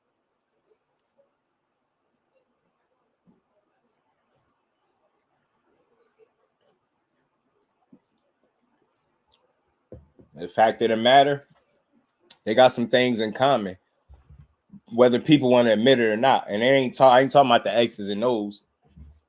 I'm talking about how they do nothing but win and get slighted. They both came from 126 to 135. Tank even dipped his toe 140. We all know that. But no matter what they do, it's still never enough, and somebody always looking to slight him. It's the same thing with Tank. No matter what win that he get, it's always going to be somebody that's going to take away from it. No matter what he accomplished, champion he beat up, challenge that he conquer and hurdle that he jump over, like no obstacle that he climb, it's going to always be like somebody taking credit from him. It's the same thing with Core. It's like, nah, these dudes, hey, you let them tell it. Shakur ain't who they say he is, and Tank is not as good as what people say they is. Like I said, bro, they got way more in common than people realize. And they, at the end of the day, you can say what they want. They fight different, but when it's all said and done, when the dust settles, they win. They win. You dig what I'm saying? They win. That feels good. Probably Shakur gives more slander. I smell you. Yeah, he do. It's slander. Like Al Booger, the thing is, criticism, you'll never hear me speak up because somebody critiquing them, but it'd be the slander. You get what I'm saying? Like, for instance, like, all right, here go a question. You say, who is Artem? Like, we know who Artem is. Artem is a former Olympian. He's the guy that gave Frank Martin his toughest test. The guy that just fought, Tank Davis last, right? Artem is a guy that they gave Shakur based on him having one fight left on his contract. Like, so again, when we do this, who is this one and who is that one? You've seen a man get to 135 and be turned down by at least 4 or 5 guys. But then we'll be like, well, who is Artem? He's not fighting nobody. But you'll see these same somebodies, the guys that y'all say could beat him, the Pitbull Cruisers, you'll see them turn them down. And then y'all still be like, well, who's Artem? He's not fighting anybody. Y'all got to make it make sense, bro. Yeah, they definitely got some haters. They got a lot of haters. They got a lot of haters. Yeah, it came from nothing. Beating the odds. Shakur get KO'd by Tank in the 10th. It's possible, bro. But we still want to see the fight. Because, we also felt like Devin Haney. Well, you probably felt like Devin Haney would outbox Ryan Garcia, and that didn't happen, right? You probably was one of the people that also thought Earl was going to beat Crawford, right? That didn't happen, right? I'm pretty sure you probably picked Matiz to beat Parrow Saturday night, and that didn't happen as well. Might have even picked Gary Antoine to be successful against Puyo and wasn't right about that. Missed me with all that. These picks, man, we got to see these fights. We always pick who we think we will win, and there's nothing wrong with that. We still got to see the fights because boxing is the theater of the unknown, and you just never know what'll happen. Why is that always a question people ask when Tank knock out Shakur? What y'all gonna say? Why you don't never ask? What if Shakur outbox Tank? What you gonna say? I usually don't ask questions, but now that's my question to you. Shakur outboxing, what would you say? What would I say? The same thing I say when he beat anybody else. It'd probably be a little bit different because to me, he knocked out Shakur That'd be I think his best win on his resume. That's in my opinion. That's what I think. And he had been done knocked out the best defensive fighter or one of the absolute best defensive fighters in boxing. So what would I say? I'd be like, Tank a bad boy and he knocked out my guy. That's what I'll say. That's what I'll say. You know what I mean? I don't know what a hater would say, but Just Do gonna give him his credit and be like, damn, he knocked out my boy. He knocked out a bad boy. Tank really liked that. And then I'll probably go on and say that he probably retire undefeated after that happened. But I'm a supporter, not a hater. So I'm not a fan of a boxer to the point where I can't give somebody their credit. You know what I'm saying? But again, what would you say if he outboxing? You know what I'm saying? That's what I want to know. What would you say? You know what I'm saying? I know what I'd say if he lost.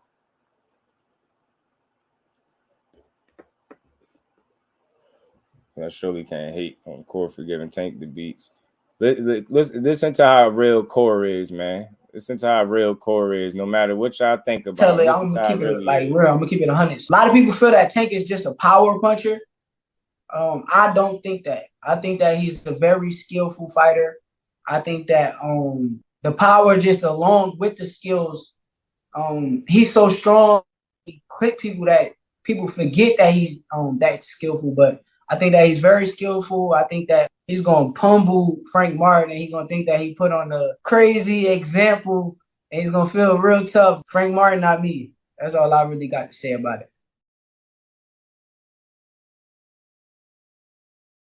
On what he said. Tell me what he said wasn't spot on. People think Tank just beat power. He more than that. He's very skillful. That's his future opponent. He's still giving him his just due. Do you hear what he's saying? He said he's going to put on a performance and people going to feel like it's spectacular. What is everybody going crazy about right now?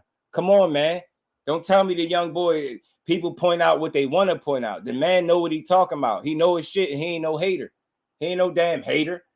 He's simply telling y'all, see, when he said Frank Martin is trash or C level, he just telling y'all he ain't on Tank level.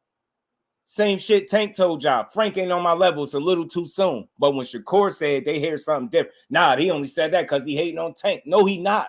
He actually complimenting Tank. He telling you Frank Martin is not on his level. He's going to knock him out and everybody going to say it was something spectacular. He telling you this. He's legit telling you what's going to happen and it happened. He going to beat this dude up. But he a hater. A hater ain't going to give a man they just do. A hater ain't going to tell you, y'all keep saying he power. Man, that dude is skillful. I done boxed a 20-minute round with him. He can fight. That dude make you think a lot in there. Don't tell me. You know what I'm saying? That young man know what he talking about. Therefore, he going to know what to prepare for. The rest of these goofies don't know what they preparing for because they too busy caught up on his power. You heard Frank Martin doing it too. Frank Martin like, oh, they keep talking about his power, but they ain't talking about what I got because you don't got what he got. Shakur never say that. They talking about his power, but they ain't talking about what I got. He just said, I'm going to prove y'all wrong. You get what I'm saying? Frank Martin got caught up talking about the power too. And then he was worried about it when he got in the ring. He know he got more than that. So if you go in there thinking about his power, you already lost. I've been saying that shit for years. I've been saying that shit for years, longer than I had a channel. If you go in a Tank fight worried about his power, something you have no control over, you already lost. He going to get you. Bet you he get you. You're going to be worried about that shit the whole time, and he going to get you. Me too, Aaron. Me too. Salute to you, man. I try to build more than I criticize. Salute to my guy, Upper Echelon. He's putting Tank in that chicken wing crossface. Salute to my bro, Upper Echelon. What's good? Official everything. What's good with it, fam? And Tank never give him his credit. I think that's because, you know, Tank got a little man complex, man. Tank don't be beat. Tank feel like, yo, if you say anything about him, he on your ass. It's wartime. And you know what? Why I could appreciate the approach, because that's the attitude you need to have to beat people. You need to not make no friends. You need to, I think Tank looks for any reason to want to beat you up. For like on some, like no hating. You get what I'm saying? As a fighter, it's fight mode for him. Any criticism, you utter any word about him, he taking it personal, but like good personal, where he want to beat you up. And that's why I like him. That's why I like it. It's like, you get what I'm saying? That's his thing. He needs something, and that's his something, because he don't want to make friends right now because he know he got to fight y'all. You get what I'm saying? When he fight y'all, yeah, you probably could hug it out and all that. But until then, it's wartime, and I like his energy. I love the energy from him. Crush the Legend, my guy. What's good with it, bro? How you feeling? Frank, I shook the gym. Yeah, you shook the gym. He said, what you talking about? You don't even hit that hard. You don't hit that hard. What are you talking about? And he showed him. He showed him he don't hit that hard. They'll take, showed him. That mental pressure be tough to deal with. Hell yeah. Hell yeah. Sean, let me ask you something, Sean, because your picture, you look young. How old are you, Sean? When you start watching boxing, Sean, let me talk to me for a second. How old are you, bro? I really gotta know, because I've seen the way you came in here. Your comments make me feel like you gotta just start watching boxing, or you're very young. What are you, Kermel Moton age or something like that? I knew it. What did I say? Kermel Moton age? Kermel 17, 18. I knew it. Salute to you, bro. You get the G pass, young man. Salute to you, man. Stick around. You might learn some things, man. You might learn some things, man. I'll tell you this, though, Sean. Salute to you. Appreciate you stopping through. Make sure you smash the like button, sub to the channel. Over here, Just Do always try to engage with the chat. Yeah, you young. You got some boxing to watch. You're going to have a tough time convincing people that a 3-division former unified champion is ass. You get what I'm saying? It's pretty tough, bro. You might not like him, but say he ass is like, it's wild, wicked. But I definitely thought you was Kermel Moton age. And now that you are, I get it. And it's all love. Salute to you, bro. You got some more boxing to watch, bro. Like, listen, I ain't telling you to change your mind on him, but just take another look at him. Like, I don't think you could call him ass. I think the young man is talented, man. You just gotta watch him. You just gotta watch him, man. Yeah, nah, black belt. Yeah, Haney. I mean, Haney, man. What's good with my bros, Thomas Hill and my guy? How you doing, brother? How you doing, What's my good, brother? man? Hey, Just Do. I was just talking about it on my show, bro. And sorry about going a little late, brother. Nah, man, always good. It's all love. I know you be cooking. But check this out. Like, I broke down on my show and I showed everybody, bro. Like, people don't realize what happened. Like, Tank and AB and them got set up, bro. Mm-hmm. Right. Like, Bill and them was part of the money team. Mm-hmm. You know, they was part of the money team. And, you know, Bill was going from gym to gym trying to flex out his new boxer. Because, you know, that's Devin. They was talking about how they used to go to gym, you know, have Devin spar people. Right. But people fail to realize Devin was about 150 when he was going through sparring these people, right? And he was a lot bigger than a lot of people that he was sparring. They was having Devin spar 130 pounders and shit, dog. Like in all them gyms. They was talking about it. But they brought Devin to Baltimore. Devin went to go see Tank. Tank beat the shit out of Devin. Like, that shit wasn't even close. Mm-hmm. Tank was beating the shit out of Devin. It was a clinic. It was a whole live clinic they got put on there. So Bill went back and told Floyd, you know, because, you know, Devin is representing Floyd and the Mayweather gym and everything. So Floyd and them, they felt some type of way. So they had Tank and them fly up there to the gym. As soon as they got out there, Tank and AB and them knew what it was when they went in the gym. They could feel the hostility, bro. Like, I sat there and broke that video all the way down for like 12 hours now. It's been about 3 days now. Right. Now check this out. Like, they had gangsters, motherfuckers in there with guns and everything in there. Tank and AB it was no way they was gonna be able to win that money. Right. What it was, they was paying a tax. And people don't know, but if you've been in real street situations, you know what's going on, bro.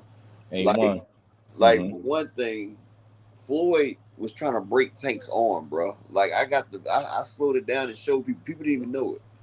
Look, like 2 minutes and 15 seconds into the thing, Floyd tried to break Tank's arm, bro. Like, Tank threw a punch. Floyd grabbed the man's arm, and with his left hand, he was pushing Tank forward, and with his right arm, he was snatching Tank back and twisting his arm and his wrist, while Devin had the man choking him. Devin had his forearm up under the man's chin, choking him.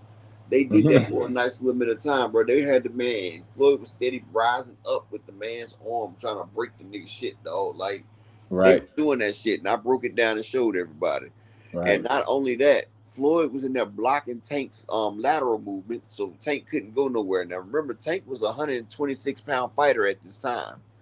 Tank was 126, while Devin came in at 140. Hey, baby girl. So, you know, Devin was 140-pound fighter. So, you know, on the offseason, he was like 150.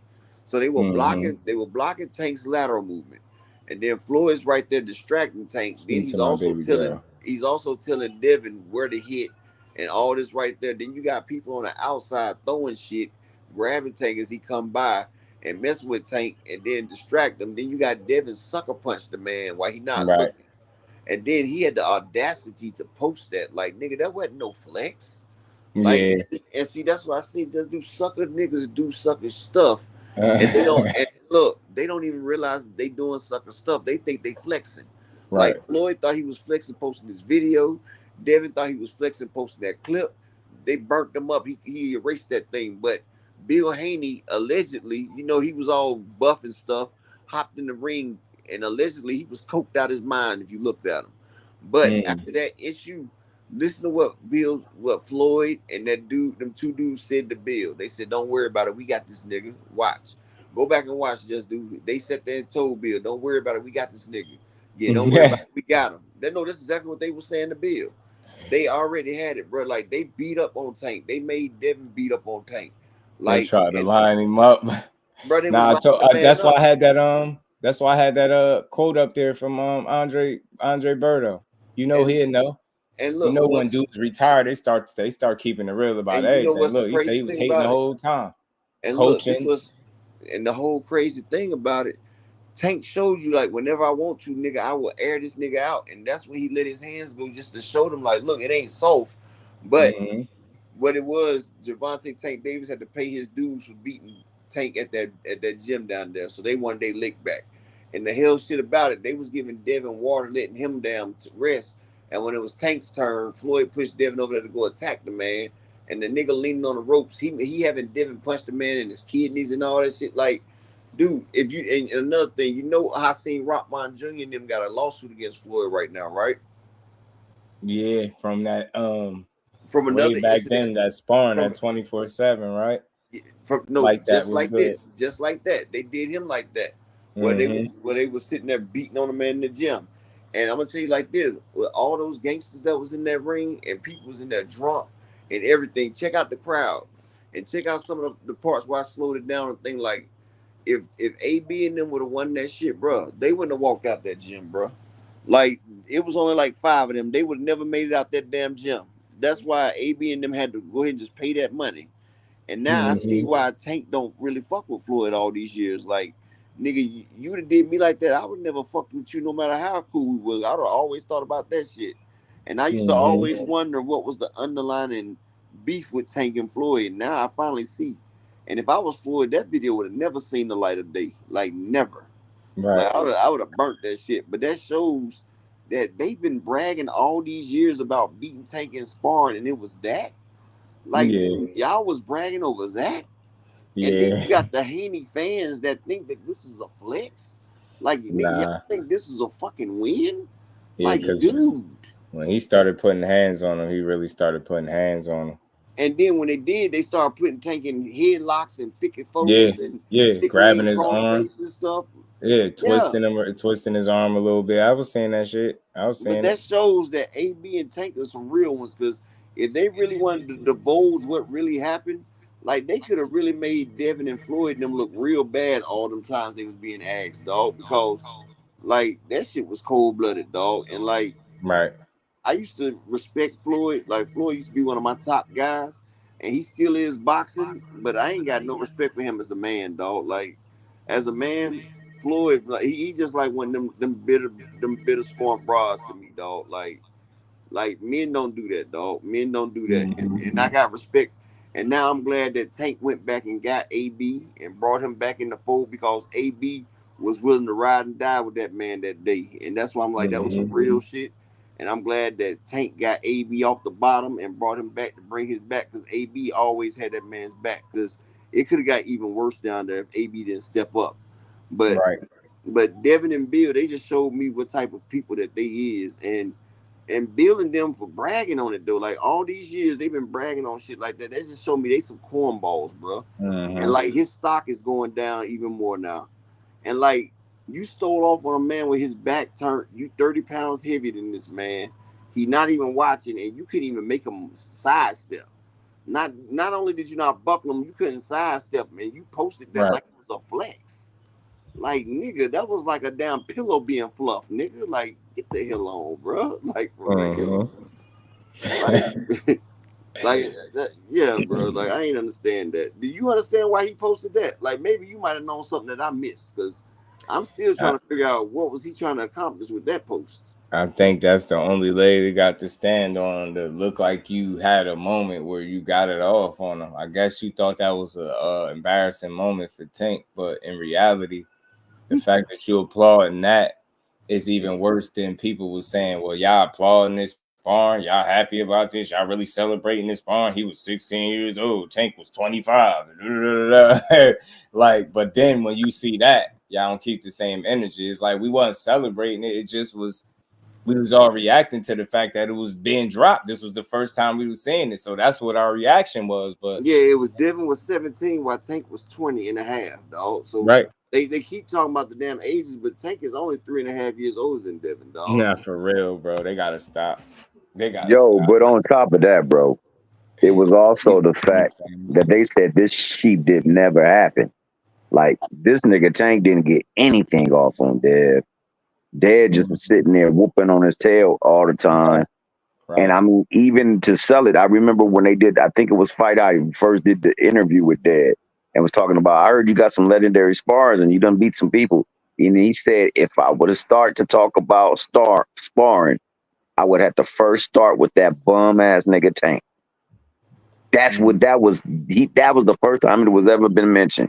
And like I say, you know, the thing that I take from the sparring is that all the times Tank talk to people on radio, whenever he giving sound bites, that nigga tells the truth.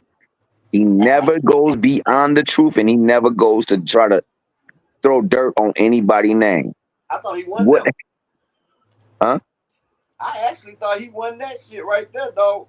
Like, he was fighting in spurts, but I felt like he had the clean, effective punches. I feel like if it's a real fight, he definitely winning that thing because I feel like Devin just hit the gloves 90% of the time. Like, talking about that shit, like, most of them shots was on the fucking gloves. So, like, he's not scoring shots. And the shots that he was landing was illegal. And, like, they forget, Devin talking about that bum nigga Tank, but he forgot that he got washed in the first sparring. That's why y'all flew Tank up there to Mayweather's gym. Because when y'all was in Baltimore, you got destroyed. Like, destroyed. So you had to have home field advantage with motherfucking damn a 20v1. Like, damn, come on, bro. No doubt. It was a hostile situation, a hostile environment. But what it shows is that his whole career has been predicated off of stories that they done manipulated or they done drawn up. And meanwhile, you know, the niggas talk about Tank be lying. He's scared to fight people. In that scene was beautiful because that nigga was getting harassed and talked to by a whole lot of people. And after a while, you just saw the nigga and him come out and like he stopped sparring to go two niggas and tell them to shut their ass up. And then get stole off on and niggas posting that shit. Like, come on, man. And I think when you couple that fact, what you just said, Upward, that people was trying, like a nigga tried to really fire on Tank from outside the ring. Yeah. This nigga getting hit while this nigga trying to fire on him. And Tank ain't paying none of that. It's no mind. He's still doing what he got to do when he got to do it and handle the people that he was talking to. Hell, he even talked to Floyd. Like, nigga, I don't know who you think you are. Nigga, you can put these gloves on too. I'll give you the business. Like, he saw the dog in Tank right there. He saw what you can't coach, what you can't teach, what ain't in every single person. It's only in a select few. And he saw that dog come out and he was like, yo. Then he saw the beats get put up on my man. And he was like, hey, man, you know what? Dev, he got that combo. And that's how he got that check. That's how he walked out there with that contract days later, weeks later. And that's how Devin became an afterthought. And I think from that moment forward, they didn't put it in their head that we're going to spend whatever we got to spend to get it off and get back at them. Now, that being the case, bro, I don't put no stock in no damn sparring. And likewise, man, I'm going to always be fair. You know why? Because David Benavidez, he's a perfect example. He always talking about how he be beating Bivol and all that shit in sparring, right? and how he be sparring light heavyweights and how he be destroying light heavyweights in sparring, right?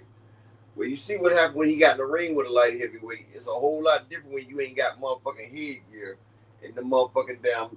People forget when you ain't got headgear and them damn gloves a lot smaller.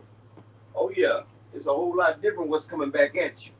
And motherfuckers ain't what it is in sparring. A lot of people in sparring just be working on shit. And a lot of people be taking these sparring shits too damn serious. And just like I said, Devin might be number one in sparring, but how many of them sparring matches that Devin and them got that they did them people the same way they did Tank? Because Hector Garcia, they was talking about how Devin did Hector Garcia, but I seen part of that sparring footage before they chopped that shit up. You feel what I'm saying? Hector Garcia said they kicked him out the gym. So if you get off on Devin, they get you out the damn gym, just like Chloe. Bro, salute to you, AJ. Say what, brother? No, go ahead. I was talking to AJ. Salute. Yeah, brother. That's what I'm saying. Like, so we really don't know how many of them sparring stories that, you know, that was fabricated, that was home field advantage and shit. You feel me? Well, I just said a couple of weeks ago, bro, we really putting the credence on sparring, and it's the ideal telltale sign. Then my man Thunderstorm Johnson, he the nigga that everybody got to worry about. Thomas, who you talking about? Do you know Kevin Thunderstorm Johnson? Thomas, who are you talking to, man? Well, I know you did it too. I'm just saying. Who put the video of him up there working? You know he be knowing. I make sure y'all smash the like button, man. My good brother. You right. My bad. I forgot you broke down the video on that. Before Devin got his ass whooped by Ryan, I put up the Tank video. I put up the Thunderstorm video. I put up the Loma video. And I showed how Devin is transferring his weight from the front to back foot and how it's easy to catch this motherfucker and how you can get him. The same way Thunderstorm did him, the same way Tank did him, same way Loma did him. And guess what? Ryan did the exact same way. And they wonder how I was able to send Derrick James that video. And I don't like to toot my own horn, but I made a video an hour long and sent it to Derrick James. And I talked to Derrick James about it. And I explained to him everything that I seen that Devin does fucked up. Now, I'm not trying to take credit for it. Derrick can tell you, he can tell you what it was, but I talked to Derrick a couple times on the phone about it. I talked to him about the video. He was asking me about some of the footwork that I seen, and I showed him. And I showed him how Devin, how he transfers, and this is no lie. Like, he implemented a lot of shit that I said. I'm not taking credit for it. I'm not saying that Derrick wouldn't have seen it on himself, but me and Derrick has always been cool ever since I've been doing this shit. Derrick has always been there for me. I got to talk to him, Earl. He used to give me exclusive Earl videos that ain't been posted yet. Like, he used to go FaceTime with me so I could see them in the gym and all that shit. So shout out to Derrick James. I ain't got nothing but love for the man. So like I said, like, I showed him what I seen. He asked, and I told him, like, shit, you know, I rock with man down. And I seen the holes in Devin. So I told Derrick, and I showed him exactly what I was seeing. And I'm not saying that Derrick wouldn't have figured it out on himself, but it's just Derrick James, bro. Other boxing coaches and shit, they got 5 or 6 motherfuckers there, but it's just Derrick. So, you know, sometimes a motherfucker needs a little extra help. So, you know, I rock with him and I gave him some extra help. You feel me? Like, it wasn't shit I could do to him for the Frank and Gervonta shit, because, hell, I had already broke Frank down. And, you know, like, it ain't really too much I can say about that. But, you know, especially when it's your fighter that's wide open. But, like I said, like, I just keep it 100. And I told everybody how Devin was wide open. Even Bill, me and Bill argued on Fanon channel. Like, me and him argued a couple places. But Bill, I tried to even tell him, like, look, your son is easy pickings. And I even tried to give him a goddamn heads up. Like, your son's easy pickings, bro. Like, every time he jabs, he double pumps he double taps his shit before he punches. And you can watch him when he transferring his weight from the front to the back foot. You can time him. Bill told me I don't know shit about boxing. Well, I know your son tasted the concrete 7 times. They only got them gave him 3 or 4 of it, but your son went down. But see, like, yeah, like they took 3 of them away. 3 of them knockdowns they didn't give them. But I love boxing. I love the sport of it, bro. And people ask me, how am I able to size up fighters like that, right? And you want me to tell you the easiest way I can explain it? Just do. Right. I look at it like, if I was to fight this nigga right here, and if I was to fight that, say like if I was looking at it like this, if I was to fight Devin, and if I was to fight Ryan Garcia, right? Knowing my attributes and knowing my strengths and weaknesses, right? What would I have to do to eliminate Devin? For one, I would have to time Devin and catch him with my damn left. I would catch him with the left over top. I would hook him left, and I would time his jab, and I'd probably throw that right to his body, right? And now if I know if I'm fighting Ryan, I know I will take a step back and wait till he throws that damn hook, and I would come over top, or probably shoot an uppercut, walk forward, and come into his shit, so he can hook behind me, and I will come up in close, and I will bury him with a damn straight right or uppercut over the sharp short hook. Like I look at it like if I was to fight these opponents, what would be my weaknesses and strengths, and how would I take them out? That's how I'm able to gauge them against each other, and that's how I'm able to gauge their attributes and how well of a fight it would be. That's how I'm able to see who's gonna win and who's not most of the time. You feel what I'm saying? Because I just put it that way because any predator knows how strong their prey is. You feel me? You gotta know, like a wolf knows not to attack a bear. You feel me? Right. He knows that, like a catfish know not to attack a shark, and so on. Boxing ain't rocket science, but it's the sweet science. And it's definitely more complex than people try to make it seem. Like, you know your limitations. Mm-hmm. Like, you know what you can and can't be. You know your fucking limitations, and that's how I look at it, like that. Right. Hell yeah. But shit, I appreciate you for letting me come up here and spit a little something, my brother. Always, man. Always good, bro. Always. You, your wife, and the children, my nigga. Mm-hmm. And I'm gonna fall back. I'm gonna fall back to the chat. Bro. Appreciate you. Man, always a pleasure. Smashing and mashing the like button, man. If you ain't sub, make sure you do. Always a great build with the family, you know. And we just keep moving forward, man. There's good fights to be made, man. Tank Davis, great fights to be made. Great fights to be made, and great venues to have them at. Mm-hmm. But I want to also say, man, like, yo, I appreciate the fact that you bring a level-headed commentary to the YouTube streets, man, because like you said, man, it ain't all boxing is not all one-sided. It don't lean to one way or the other. Right. You know what I'm saying? There are many factors that determine how a fight will play out, you know, and some of it is beyond our control. Right. You know what I'm saying? So with that in mind, as much respect. Because like anybody, whoever that was saying like Shakur is a bum and whatever the case may be, he's tripping. That's wild, bro. Yeah, get crazy. I see that's the I be laughing. I don't be feeling the need to go to bat for him when I see certain arguments. That's why I be trying to figure out who I'm even talking to before I engage. Like, okay, we dealing with that. All right, you one of them. So you already know how that conversation gonna go. Cool. Cause like leftovers. They see that David. Oh, and let them fight. Shit, leftovers, man. I hate that term, but it's weak. Okay, I see who said it now. It's my man, the chosen one. My man, Sean, the chosen one. And he calling him S2 for SS. Okay, I got you. For sure.